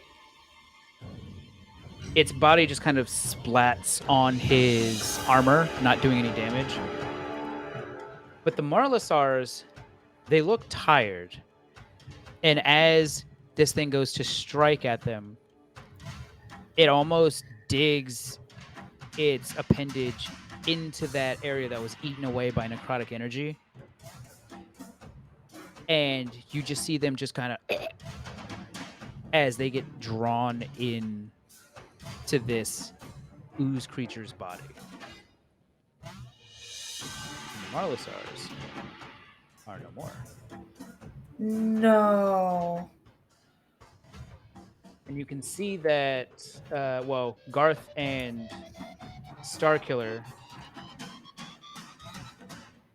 Actually, no. That's a different ability. Never mind. But the Marlisars are dead. Does it look like it's absorbing them or like getting bigger? It looks like it's absorbing them, but it doesn't seem to be changing its constitution any.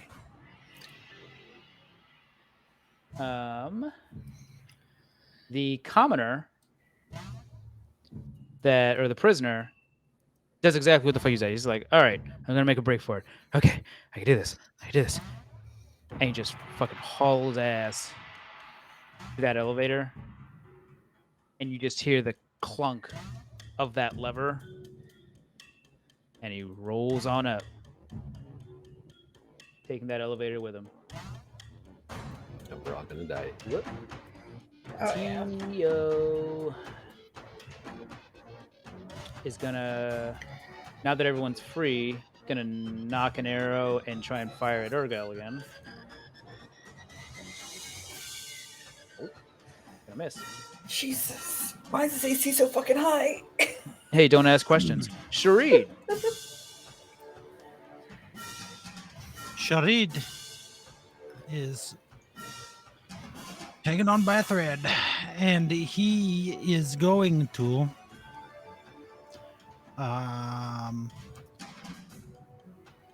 with his arm around the tiefling's throat, he's going to try to kick his legs out from underneath him and knock him prone.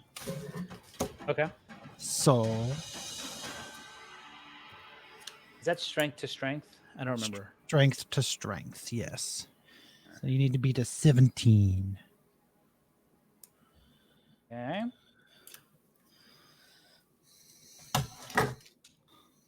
He got a 16. All right. Jesus. So he is knocked prone. All right. All right, and then now that he is prone, the fire spirit Mm-hmm. will make Has advantage. 2 attacks at advantage. Nice.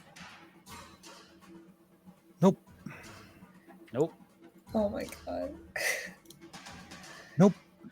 That one dice was almost there. That AC, man. It's gross. You're actually just barely messing up. All right. Vivian, Alright. you're down here watching Sky as she tinkers away at this this cell door using these strange contraptions. Kind of seen from where I'm sitting. Are you seeing the predicament we're kind of in with the Icar creature? Just them dying up in that part of the cell lab area, and then now, not really seeing the tiefling getting hurt. Kind of an issue. I'm gonna put my left hand on Sky's shoulders, and if things get hairy, you need to run. And then I'm gonna go ahead and cast Eldritch Blast at Urgel. Okay. Is that at advantage because he's prone? It's actually at disadvantage because he's prone. It's a disadvantage? Yeah. Well, Prone makes range attacks at disadvantage. Oh, that's unfortunate. Double 20s. Go, go, go. I fucking hope no, not it. Wow, that's unfortunate. That is very unfortunate. So you fire the bolt. You could tell that if he was standing up, that would have fucking nailed him. Gosh darn it, for once the But magic is supposed because to work. fucking Shareed. Thanks, Shareed. The typical Shareed and Vivian. I mean, hatred. if it would have hit, you would have dealt. I know, force right? damage. Damage. Okay, but listen, I still would have got my necrotic damage because of Hex. You sacrificed a little bit of power for aim. That's essentially what happened here. I was like, I can get this gosh darn magic to fucking work. That's What happens when it. you inherit magic? I know, right? Garv sees the Marla stars essentially get absorbed into this creature. And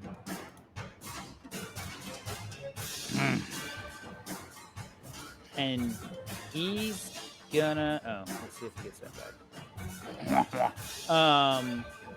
He's just gonna swing away with his longsword, just hoping to do any damage that he can.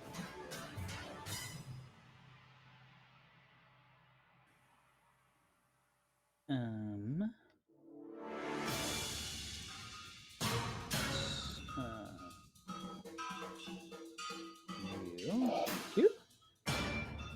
So. All right, so he does manage to just keep wailing at this thing. So it's literally just Garth and this half-elf Star Killer just trying to cut away at this thing until it stops moving. And you can just see Ichor flying everywhere. Kairos. Well, there's something I really want to do, but it's real stupid. But I'm gonna wait. For now, I'm gonna do not Do that. stupid. Do dumb dumb. No, not yet. Not just yet. I'm just gonna, I guess, continue to try and toll the dead, or soon to be dead, at Urgel. Yeah. 3. Yes. DC 14 wisdom.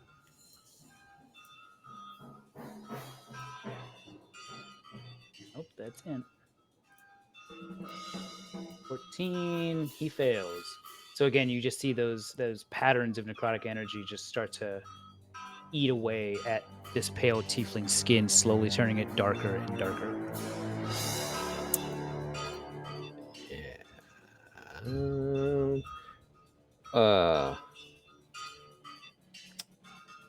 Okay. That's it. Okay.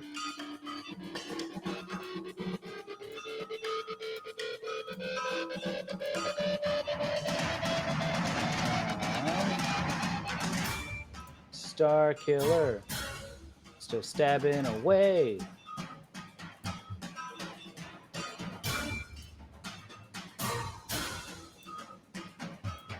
Okay. It's just keeping on working.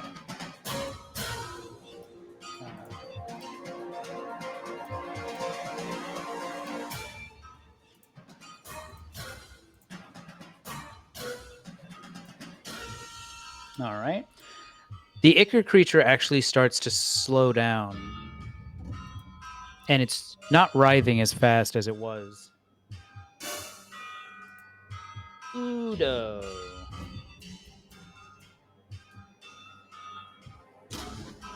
Udo will make one more attack at his pillar. Oh, Udo's free. Lars freed him. Oh. Oh, okay. Well, then in that case, Udo's going to run up and make an attack at the Advantage. tiefling.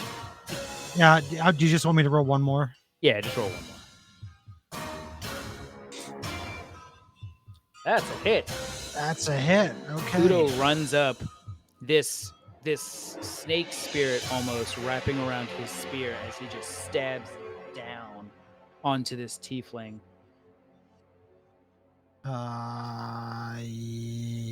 Yeah. Yeah, I was just seeing if that includes poison damage too, and it does. it do. Yeah. And you can see that the poison almost starts to eat away at the skin a little bit, and Urgo just Who gave you the order? Who gave you the order? That it for not you, the Viper? Udo? Okay. No.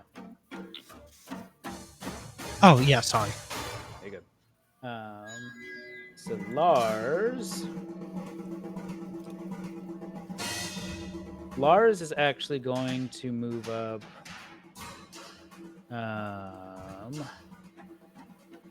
To there. And he's going to start rummaging through Urgel's pockets while you have him pinned and prone. And he pulls away what looks to be a gem embedded into a necklace. And he actually tosses it to you, Kairos. And he says, I think that's what you're looking for. And that's What did he toss to me? A gem necklace that seems to be about the same Oh. size as what's needed for the key. Got it. Okay. Cool. Sky not paying a bunch of attention because she's dealing with that cell. It's just going to keep on keeping on. Roland, now that Roland freed the Marlasars, and the Marlasars immediately died, is going to make his way to this creature and do the same 3-hit combo that he did before of just... Actually, you know what? No. What he's going to do, even after seeing it absorb some of that acid from his brother, you see Roland say something to Garth in Draconic. Give another deep breath and then blast it with more acid breath. This time something more potent than seemingly what his brother does, as it's concentrated into a single line. And as he's breathing this concentrated line of acid onto this creature, onto this ooze, Garth and Starkiller and Roland start to see it shrink and dissolve until only fragments of it remain.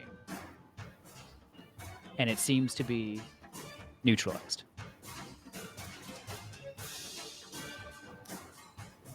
Oh. I'm okay with that. I said. I wanted to do my stupid thing. I want to dive into the ichor. I want to kill I it was from the waiting to do the same inside. fucking thing, man. I had may that or idea. may not have was going to mind sliver it to try and make a mental connection. You know what happened the last time that happened, right? I was also gonna mind sliver it. That's great. So Urgo, I mean, at best, hearing what's happening over the other end, kind of huffs, looks at Sharid, who's pinning him from above, sees this weird molten creature, Udo, who just stabbed him square in the chest, and Lars, that just rummaged through his pocket, says, I don't have time for you all. Sharid, you see that necklace around his neck start to glow again. Oh no. I thought I had it. Different necklace. Oh. This one, so the one that was tossed to you is one that he wasn't wearing. It was in his pocket. Okay. This one starts to glow, and suddenly you're left in a faint mist smelling of fire and brimstone. Except you don't see him reappear anywhere in this room. He seems to be gone. Jesus. And with that, I believe you all are out of initiative. Damn it, no one has fucking counterspell. Oh, that's unfortunate. I wanted his gun. Who takes counterspell? We're not even high enough level for counter We're spell. Yeah. not. Yeah, I You're literally not. can't take it yet. Is there a reason for that? Maybe. You don't know. So We're what not out would of you all? initiative yet. Shareed and I have to finish our fight first. Oh I'm shit! just I mean, making if that up. anyone has a fight, it's me and Sheree. So you are all now left in this laboratory. The elevator hasn't come back down yet. There's an open door on the far west or the far east end of this room. It's covered in crates and suits of armor. There's the cell at the south end containing this hobgoblin. The vat in the center is cracked and now empty. The smaller vats seem to still be full though. And there's a weird like cabinet at the south end on the opposite side of the room that seems to be almost like a sliding armoire of sorts, and several research tables. What would you all like to do? Kairos is going to immediately shout, "Nobody touch anything!" Oh, Like an man. exasperated breath. Everything explodes. Fireball the room. No. How long does my fire spirit last? I forget. 1 hour. Okay. It's So a you pad. followed me around. Yeah, you just see this magma creature following Sharid around. Also, question: would have I seen Lars toss the necklace to Kairos? I don't see why not. Okay, because I would have been focusing that direction anyways. I'd be like, Kairos, can you bring this over here or bring that over here, please? Yeah, he just kind of tosses it like in your direction haphazardly. Throw shit towards me. I'm not gonna catch it. Give me a deck save to catch it. It falls. It crashes on the ground. Oh my god. Wait, I didn't get to roll yet. It falls and crashes on the ground. You're fine. You catch a goddamn necklace. Okay. It's fine. Oof. All right. Here's Sky. I Dr. think Facilier that dies. helped. So, And I yeah. passed it over to Sky. So let's take you all. So when you give it to Sky, she inserts it into the cell door. And you see the iron bars shimmer in just a faint red light and then immediately dissipate as that gem now starts to glow faintly, but the door unlocks.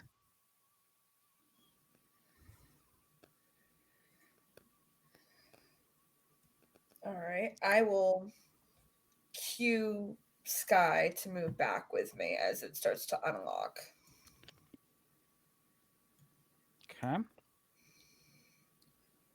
As the door swings open, the hobgoblin gets up from his bed,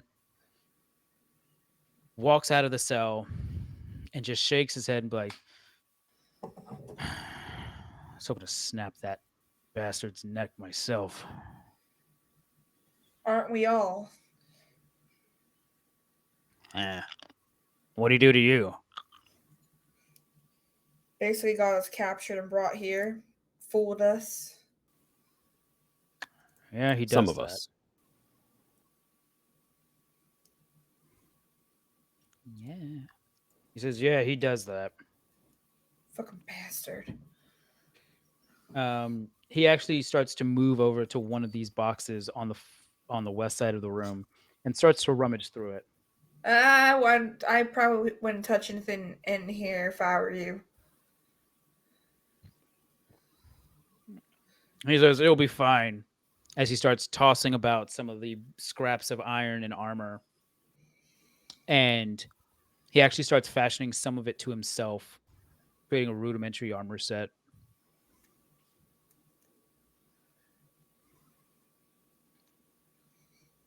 Interesting.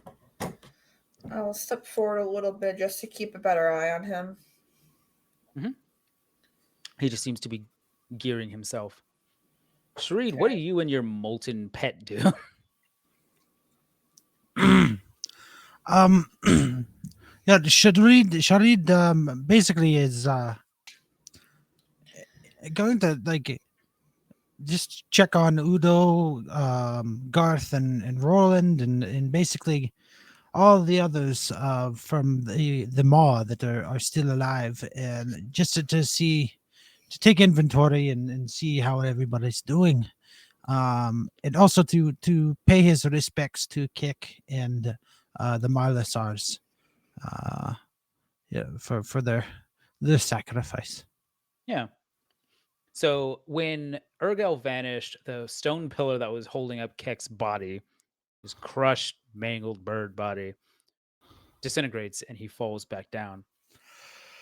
Um, Likewise, after the Ichor stops moving, uh, the somewhat decomposed remains of the Marlosars is left. Everyone else seems to have taken quite a bit of. That's how COVID started. Which one? The crow. Oof. Um, Everyone else seems to have taken a significant amount of damage. Roland, despite being possessed by this thing for a little bit of time, seems probably the healthiest out of all of you.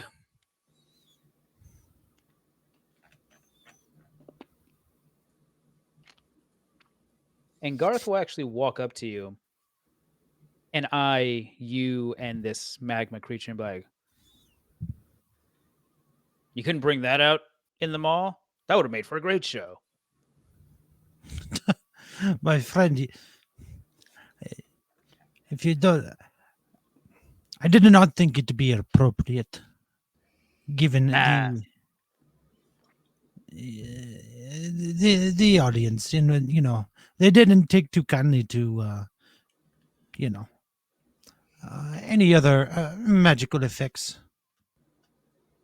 Garth just looks you square in the face, gives you a big toothy smile, and says, "Fuck them. If it's a good fight, it's a good fight." F- Fuck them. Fuck him. Fuck Gordon thinks he's the only one who can pull coaches. 'em. Um. So, Kairos, what do? You see this hobgoblin leave his cell, start rummaging through one of the crates. There's this weird. You've seen Shuri summon a plant creature, never this magma creature. And then you have a dead giant and a dead Kenku and all of this research equipment. Yeah. Uh Kairos like takes a deep breath like that, kind of glances around the room, and then just with the gait of a person who's come home after a really long fucking day, walks Full over to, hunch, just just slow stepped, just like is about to pass out basically, walks over to Sharid, just walks straight up to him, puts both his hands on his shoulders, and just slaps him down real hard, and it's just like, glad to see you're still alive. You too, my friend. I was concerned that you left all your books behind. Trust me, I was concerned as well. Never skip work is the lesson I learned. True. Bad things happen. you're not wrong, actually. How did you end up here exactly? Well, the short of it is through the mines, and he points to the back like door and tunnel there, and Mine, He cuts you off. mine. Forgive me, I asked the wrong question. Why? why Are you here? uh oh uh, Tio and we saw you and Vivian being hauled unconscious out of a building and brought up to the Menton, and so we only thought it best to assemble whatever allies we could and stage your rescue. Although it seems that you were well on your way of escaping on your own. We were, but I don't think we would have been able to handle all of this by ourselves. So thank you. Tell me, did Urgel Where was he when you saw us leaving the home? He left. That was his house that we were leaving. He lured us inside. We trusted him for a brief moment, and he made everyone pass out, including himself. I watched him fall asleep. Yeah, I Then I believe lost consciousness. he was one of the ones who was carried unconscious, correct? He was. Yes. There's no denying he's involved. Unless it's someone pretending to be him, but we can figure that out another time. Well, you know So- what I say. Fuck him. Fuck him. he says it in unison. You hear as you're explaining it, are you trying to like do this in hushed tones, or can anyone hear you? no, Yeah, he's totally speaking freely. The hobgoblin will actually yell from the back corner. He's now affixed some of some automaton plate to his body, and he says, "That's what the little freak does. He lies. He cheats. He probably wasn't unconscious. You dumbass." Yikes. Yikes. Well, I didn't exactly have a chance to check. For what it's worth, I suspected him all along. Not course much I you can do did. about it in a prison cell, though. Do. And he turns around and starts to like try and gather any papers, any documents in the room, literally any intel, any research information, any of that. As Sharid sees you like searching around the room, he says, perhaps I could show you something of interest. As Sharid heads down to the southern side of the room and opens the armoire. I'm not gonna And lie, I thought you forgot this. no, and yeah, you see a sleeping child with a scar on her face. Not a Does child. she- She's fully grown. Oh, the picture looked Oh. like it was. Yeah. I was gonna say Vivian. There's another one, but Another one. Wait a second. Hold No. on. I'm on my way. but never mind. Have you seen No, her all right. before? This is effectively who you see. Is she conscious? She seems to be asleep. Can I reach No. for her arm? There you go, for everyone else. You can. And she slowly starts to stir awake. Before as I was saying, am I able to see anything on her wrist? You don't. Fuck. All right. Interesting. Okay. You all right in there? Mm-hmm. Who are you people? I'm Vivian. Wait, what's our team name? We need a team name. Quick, someone, come Team up with name? something. Uh, Why didn't we think of this? You had so much This is time. the perfect opportunity. You God had damn it. so An much NPC time. said, "Who are you guys?" And we're all here. What is our team name? I don't fucking know. The Liberators. No, I don't know. No. We'll work I don't on know. it. That's a little too harsh. Yeah. We're just some people. The schmucks. The insert name here. Got it. She looks around. She kind of peers behind you and sees some of the carnage in the room. And she says, "Where's Urgel? What are you all? Did you all just destroy this lab?" Well, Ergo disappeared. Don't know where he went. And we're in the process of destroying it, I suppose. She looks frightened. Hey, it's all right. We're not going to hurt you, I promise. And I actually let go of her arm and kind of hold my hands up to show her that I don't mean any bad intentions. And all three of you are there, right? Yeah, everyone but Tio. He's still over there in the side of the room. Cooking mess. He's Tio's just T-posing in T-pose, the yes. corner.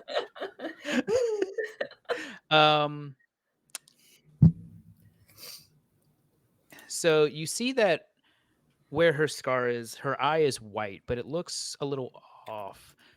Kairos, give me an Arcana check or a History check is up to you.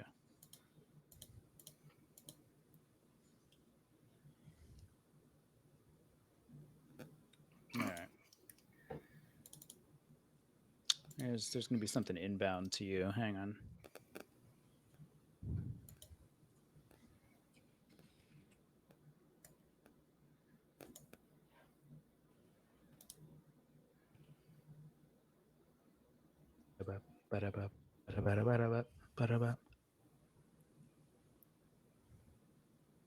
Yeah, Kyra's like leans in real uncomfortably close to her face and is like looking at her eye. It's like, how did you get that? Please, can you please back away? That's a little Sorry, rude boundaries. to My mistake. just ask someone that, Kairos, and she like lightly slaps him on the shoulder. Sorry, I just it's not every day you see someone with a spell gem in their eye. I'm sorry, wait. A spell gem? Yes, that's what that is. Did you not know? He's No. talking to the girl when he says that. She says, "Oh, I just thought it was my eye. There aren't too many mirrors around here. I was told I was in an accident." Well, it looks fantastic, first of all. But Wouldn't change a thing. No, absolutely not. interesting. Do you have any powers, abilities, magics?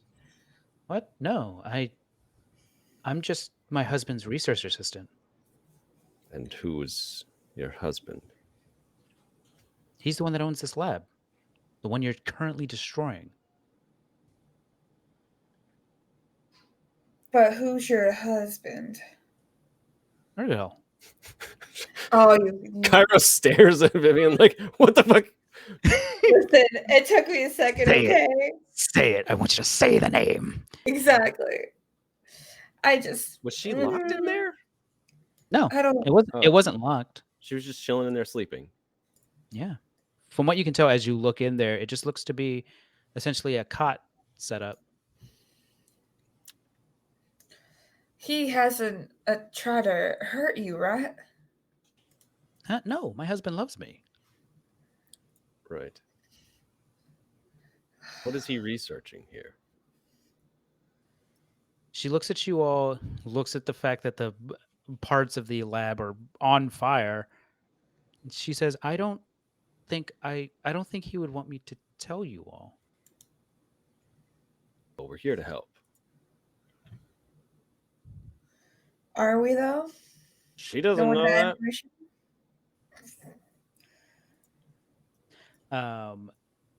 So the hobgoblin will kind of trek his way through, and in a very, he looks angry looking at her, and essentially barks at her. Tell them what they want to know now. And she continues to just look afraid, almost meek in stature. And she kind of like leans back, almost back into the cupboard that she was sleeping in. All of you give me perception checks. My 5. Yeah. Nice. Nice. Yeah, no. Nice. Shareed, you'd probably be the closest one to noticing.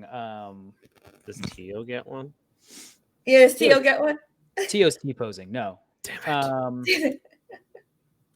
That's now just going to be canon. Anytime somebody's not here, the character just T-poses and floats the fuck around. I mean, that's in character for me. Shareed, you're not sure. So she's wearing normal, essentially commoner's clothes, long sleeves. You can see on her Tio posing, like it, love it. There are some scarring on her hands.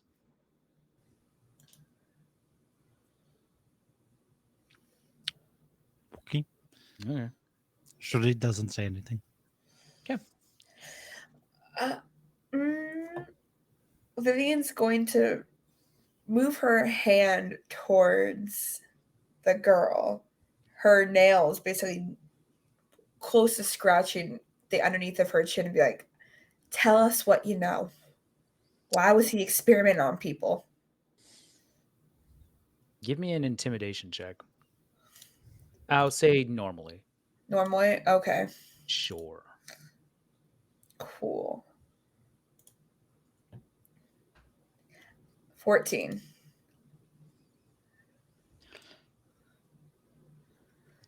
She looks at you and says, This lab was dedicated to making the city better. Like, this is where all the new guards came from.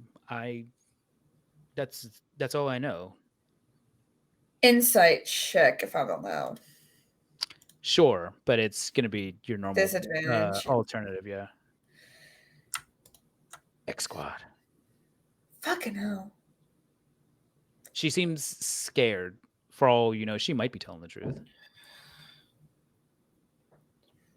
Then why was he experimenting on people to make the city better? That sounds quite harmful to the people that reside here, doesn't it? Well, these people were criminals. What good is a city if their citizens are lawless? So he just simply used the worst of them. But not everyone here is a criminal. Don't you realize that? I don't know what they're here for. Why would I know that? Andy Dufresne. And a Dufresne. One guy did escape and went down the poop chute. Andy Dufresne. I'm glad somebody got that. Of course. Such a good movie. Yeah. Still, these are innocent lives that he's toying with. That's horrible. She is kind of taken aback by your statement and she doesn't respond. But her posture looks almost as if she's shutting down. Not like a robot, just like emotionally shutting down. I'm going to take my nail and lightly graze it underneath her chin as I lean closer to her face. Vivian, you're not I supposed to know- get that close to people. That's not social distancing.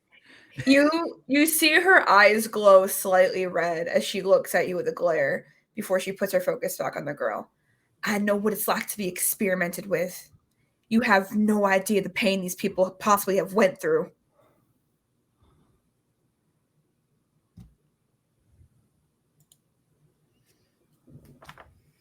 Can you give me a Constitution saving throw? Fuck. Okay. You know, I was just thinking we should restrain her and cover A her eyes. 19.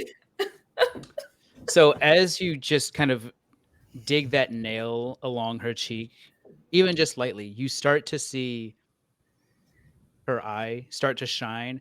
And it doesn't look like she's doing this willingly. In fact, she starts to kind of grip the side of her head. And there's a pulse from that gem in her eye that starts to knock you back. You're able to maintain your footing, but your hand is definitely knocked away. What kind of trick was that? I don't know. And you hear this loud crack as her head goes back towards Kairos neck. You obviously know more about these spell gems. What did she just do?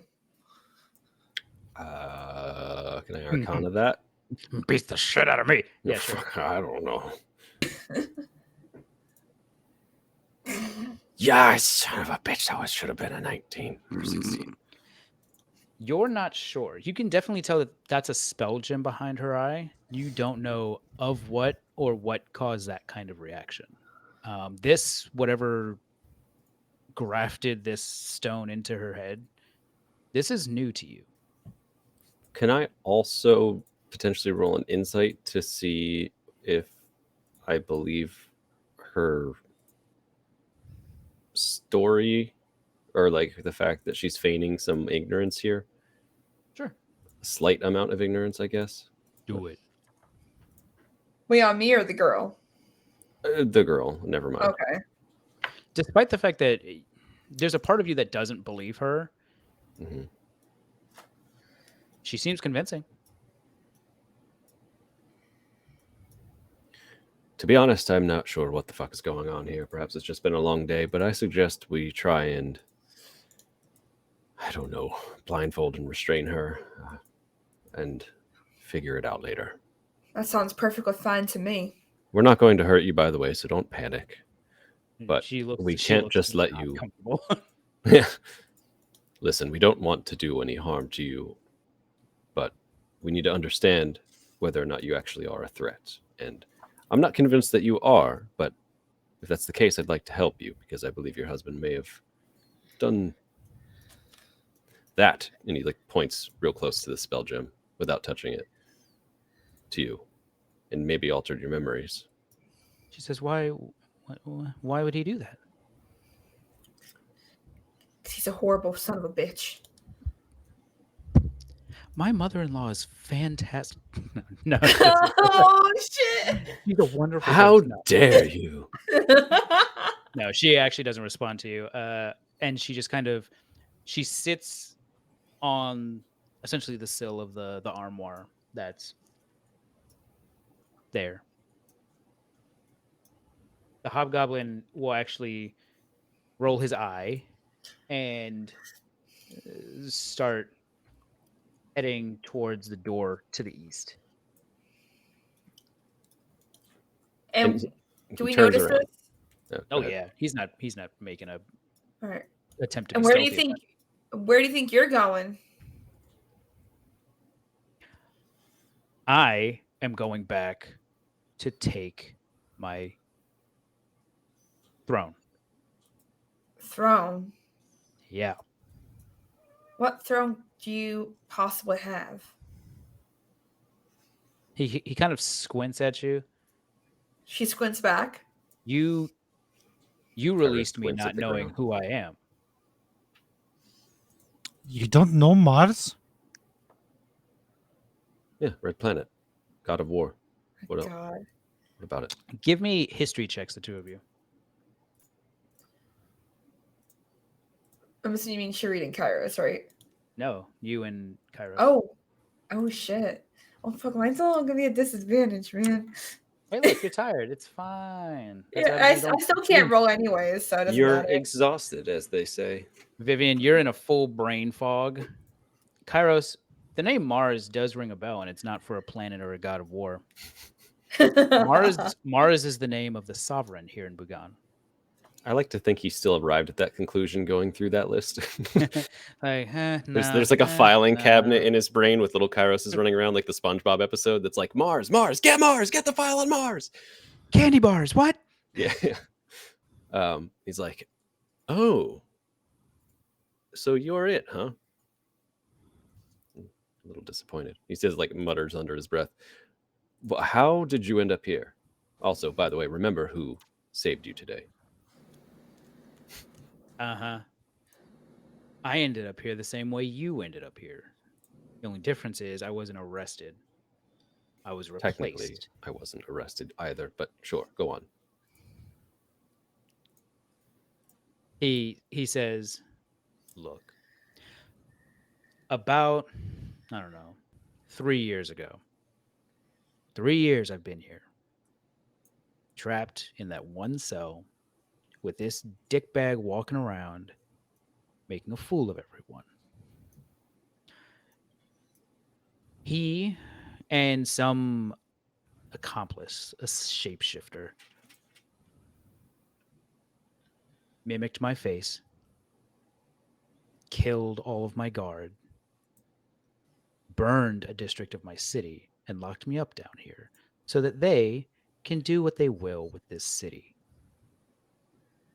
Now, I am going to take his head, take his accomplice's head, put them on pikes at the front gate, and restore my city to what it was.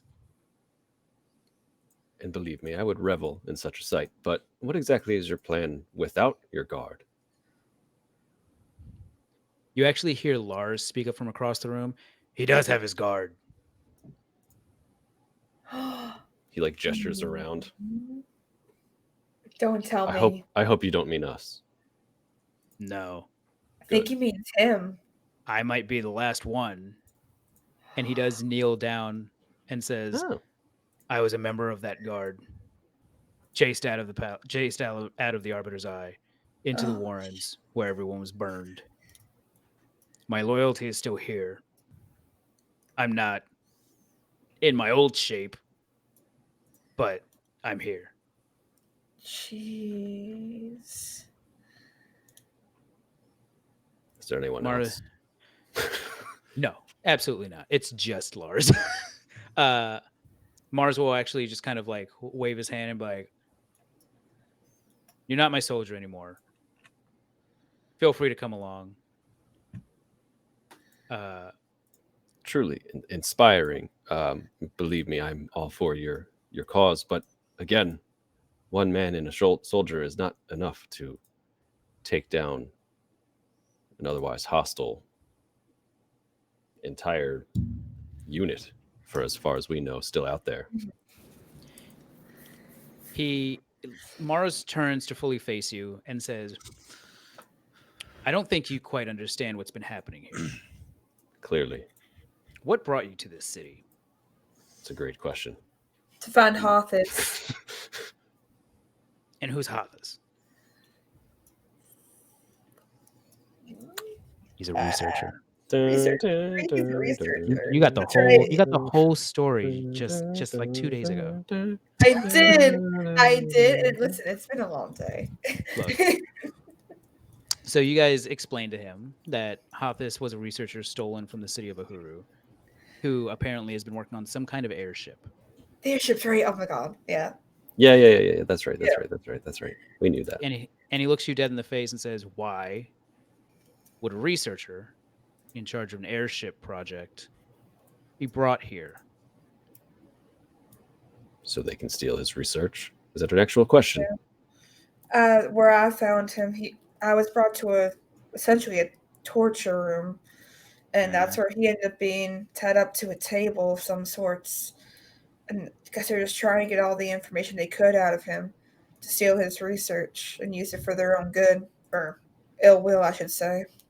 Hey, look, we've got 2 brain cells between the 2 of you. I've been sitting here for 3 years. He's been working on repurposing Uhuru's airship project, but not for some petty travel or trade. It's almost finished. Your researcher was stolen to get the last piece in the puzzle. How to literally get the ship off the ground. Well, I hate to break it to you, but he gave them that last piece already. And by the way, if I may, it's not a good way to talk to the people who saved you. Yeah. Great king. Well, look. We don't have time to build an army. And while I appreciate you getting me out of that cell, it looks like you have some memories to attend to here in this room. He gestures to the Kenku splatter and the Marlasars. I don't know He who says, that is, Yeah, I don't know who these people are. but I do Yeah. want to ride the dragon. I've always wanted to do that. So in that end, you're true. You're right. he says, we don't have time to build an army. Because probably that little weasel headed to the Arbiter's Eye. Where is that? So it's the other main building here in the mantle. He says it's the stronghold for the sovereign. Most secure place here, even more secure than this prison. But that's where he's been building the ship. And if Okay. they've completed it, I'm sorry to say, whatever town you came from, whatever city you came from, not gonna have a good time.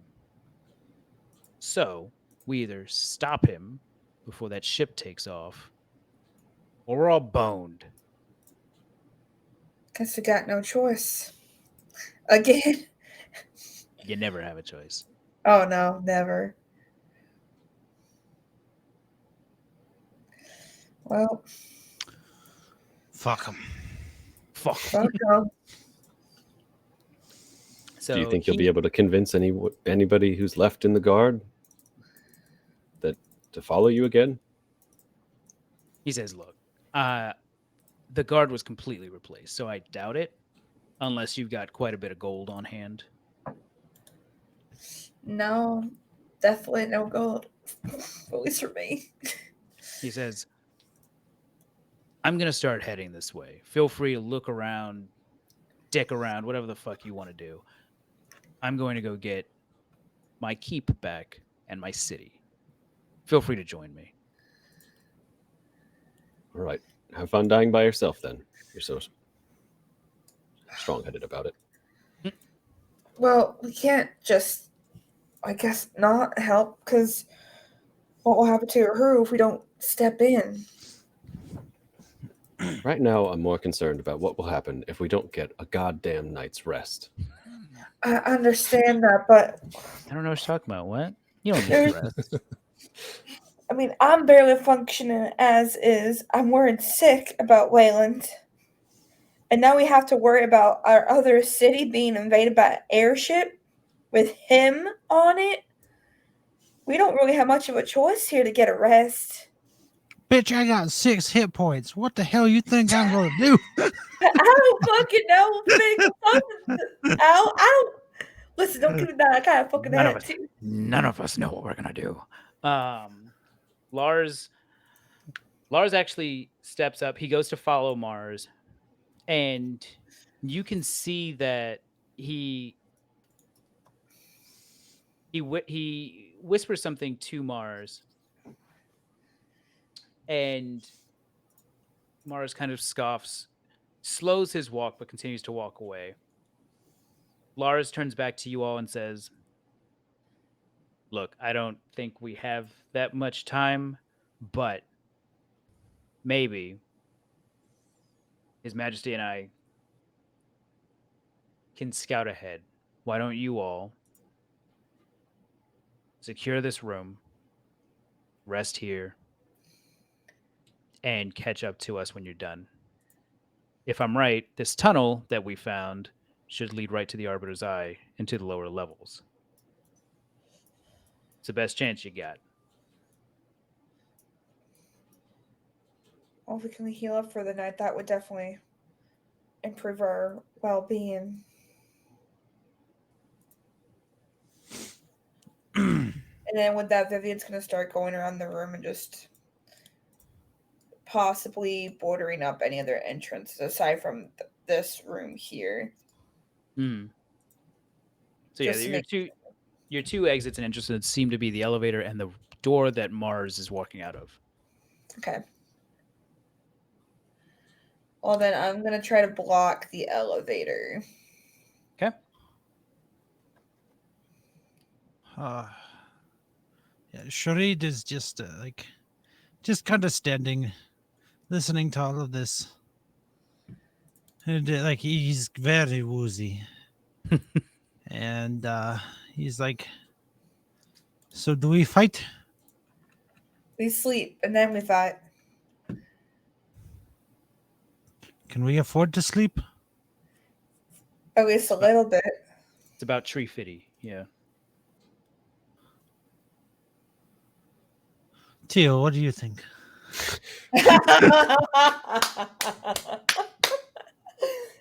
He just doesn't answer. Just T-pose. He's like glitching around the room, running into objects. There's nobody who told us to next space try again. So later. ever since combat ended, Tio just hasn't been himself. I poke Tio in the face. Be like, you in there, buddy? I think Tio's broken. We got to load a different save. Yeah. Something got corrupted along the way. I didn't even see you come through that wall. Jesus. Yeah, so is there anything else that you all would like to do before potentially resting, if you choose to rest at all? I'm definitely resting because I'm exhausted. Kairos has an idea. Uh-huh. So, okay, over here is a bunch of dormant automatons. Mm-hmm. Oh no. Kairos recalls something he read in the notes he got from Lars's house, which is that they only operate under the orders of their master. Mm-hmm. And he's kind of looking at the two vats, looking at the automatons, thinking Oh, back to the notes, and he's like, perhaps if you give me a moment while we rest over the next hour or so, I'd like to investigate just how this laboratory works. We might be able to engineer a method to bring those things to life under our will. I doubt it. I doubt it would work. But I'd like to find out if it's possible. and when last time that got opened, that thing appeared and started taking out and consuming other beings here. This is true. But perhaps there's another power source we could utilize. Perhaps. Let me study. Everyone rest. All So right. Kyra's trying to figure out like what the fuck's going on here. He's trying to figure out the answer to the goop and see what makes them tick and figure out the nature of everything going on. Okay. All right. Once. So- Oh, sorry. Go ahead. No, I was saying, so if you're all going to rest, Kairos, give me an investigation check. Okay.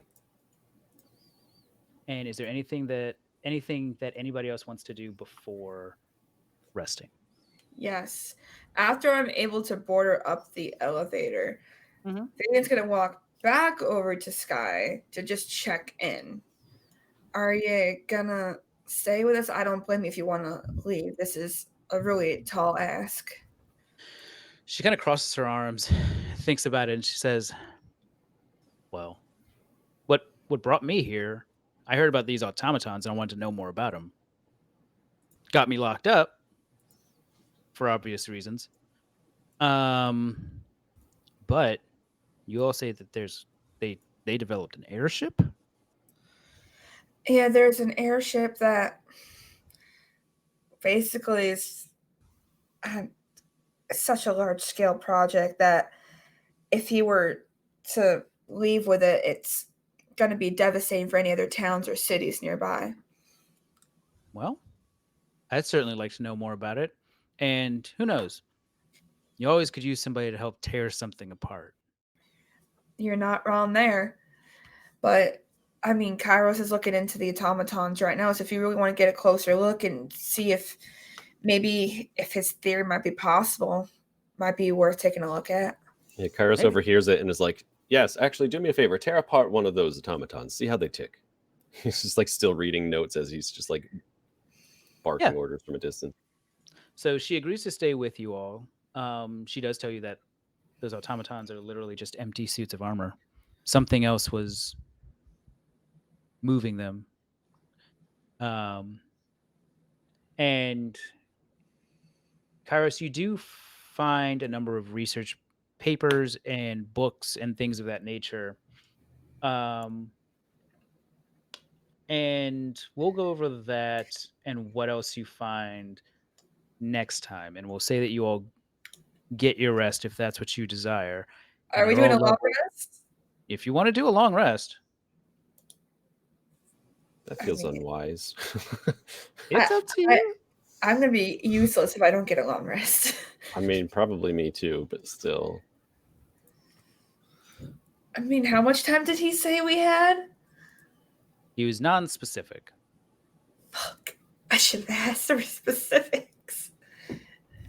Wait. As a dampier, how long do I actually really need? I need to look this up. Do I need a full 8 hours? I think you do still need a full 8 hours. Damn. Yeah. Just by looking at Shari, you kind of get the sense that he is fully spent. It's been a rough day. He's got nothing left in the tank.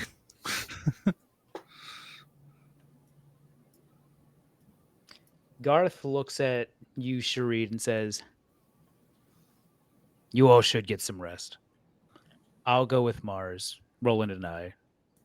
And you can tell that he's pretty beat up himself, but not to the point of passing out. He says, "We'll see if we can hold down the fort." We probably shouldn't trickle in and die one by one. Well, It then, is a team get those sport, after all. automatons working. I'm trying.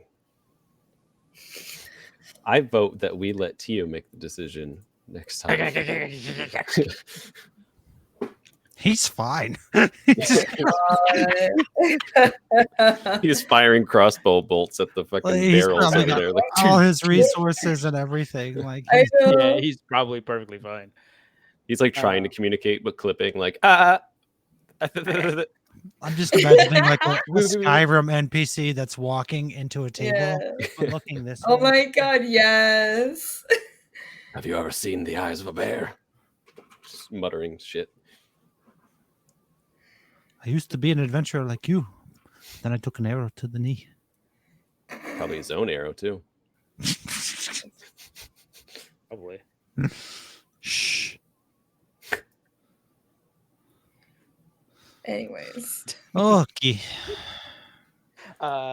Yes. By the way, someone bind that woman over there. Find at least Oh, one yeah. eye patch or something. No problem. I got you. I'm gonna just pull out whatever cloth I have left over and just start blindfolding her. And I feel like Mars is all the way like down the hallway, and he shouts past him like, "Mars, can we borrow your eye patch?" As like the doors Fuck off. close. do I have I'll say you can find something to bind her with. You use a claw. Oh, fantastic. Yeah. I mean, I have probably extra cloth. I'm going to blindfold her with that, and then the rope that I find in the room, bind her. So you feet blindfold her, you bind That's her. it. Where do you put her? I'm going to put her in the cell, since Sky has the necklace.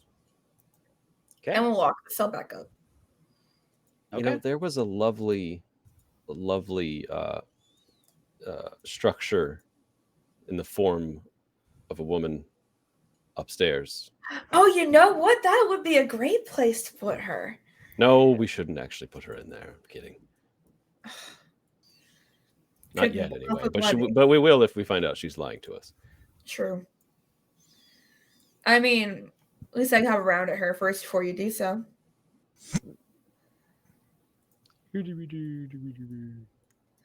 But yeah, once I bind her, she'll go in the cell. And then I guess if we are able to do a long rest, then we'll start, taking watch just in case some of us stay up during the night. Okay. But I guess we'll debate that next week. Yeah, we'll figure that out next week. But you all are now level 5. Yes. Congratulations. Sorcerer, here I come. So we have to do that in D&D Beyond, right? Correct. Yes. And I'll import you in. So wait, should we wait until we get a long rest, or Go ahead and I mean, I don't have to immediately import you, so I go ahead and update it in D&D Beyond, and okay? we'll fix that at time. Did I learn anything with my investigation? Or wait, you said we'd talk about that. Yeah, that's We'll right. talk about My it bad. next time. Yeah. Yeah. All right. All right, so pick this up next week. Hopefully, we'll have a TO that's not glitching out and T-posing, and we'll see what you all decide to do, knowing that there's an airship possibly completed somewhere in this city. So The ending scene is Kairos rolling up his sleeves. He pulls out a dagger, and he's just like, "Well, there's only one way to find out." And I'm kidding. Jesus Christ. Fun. So check us out on Monday. We'll see you all then with these fucking maniacs. And we'll see where this goes from here with Hey. captives and dragons and oozes. So, yeah, same time, same place. We'll see you then.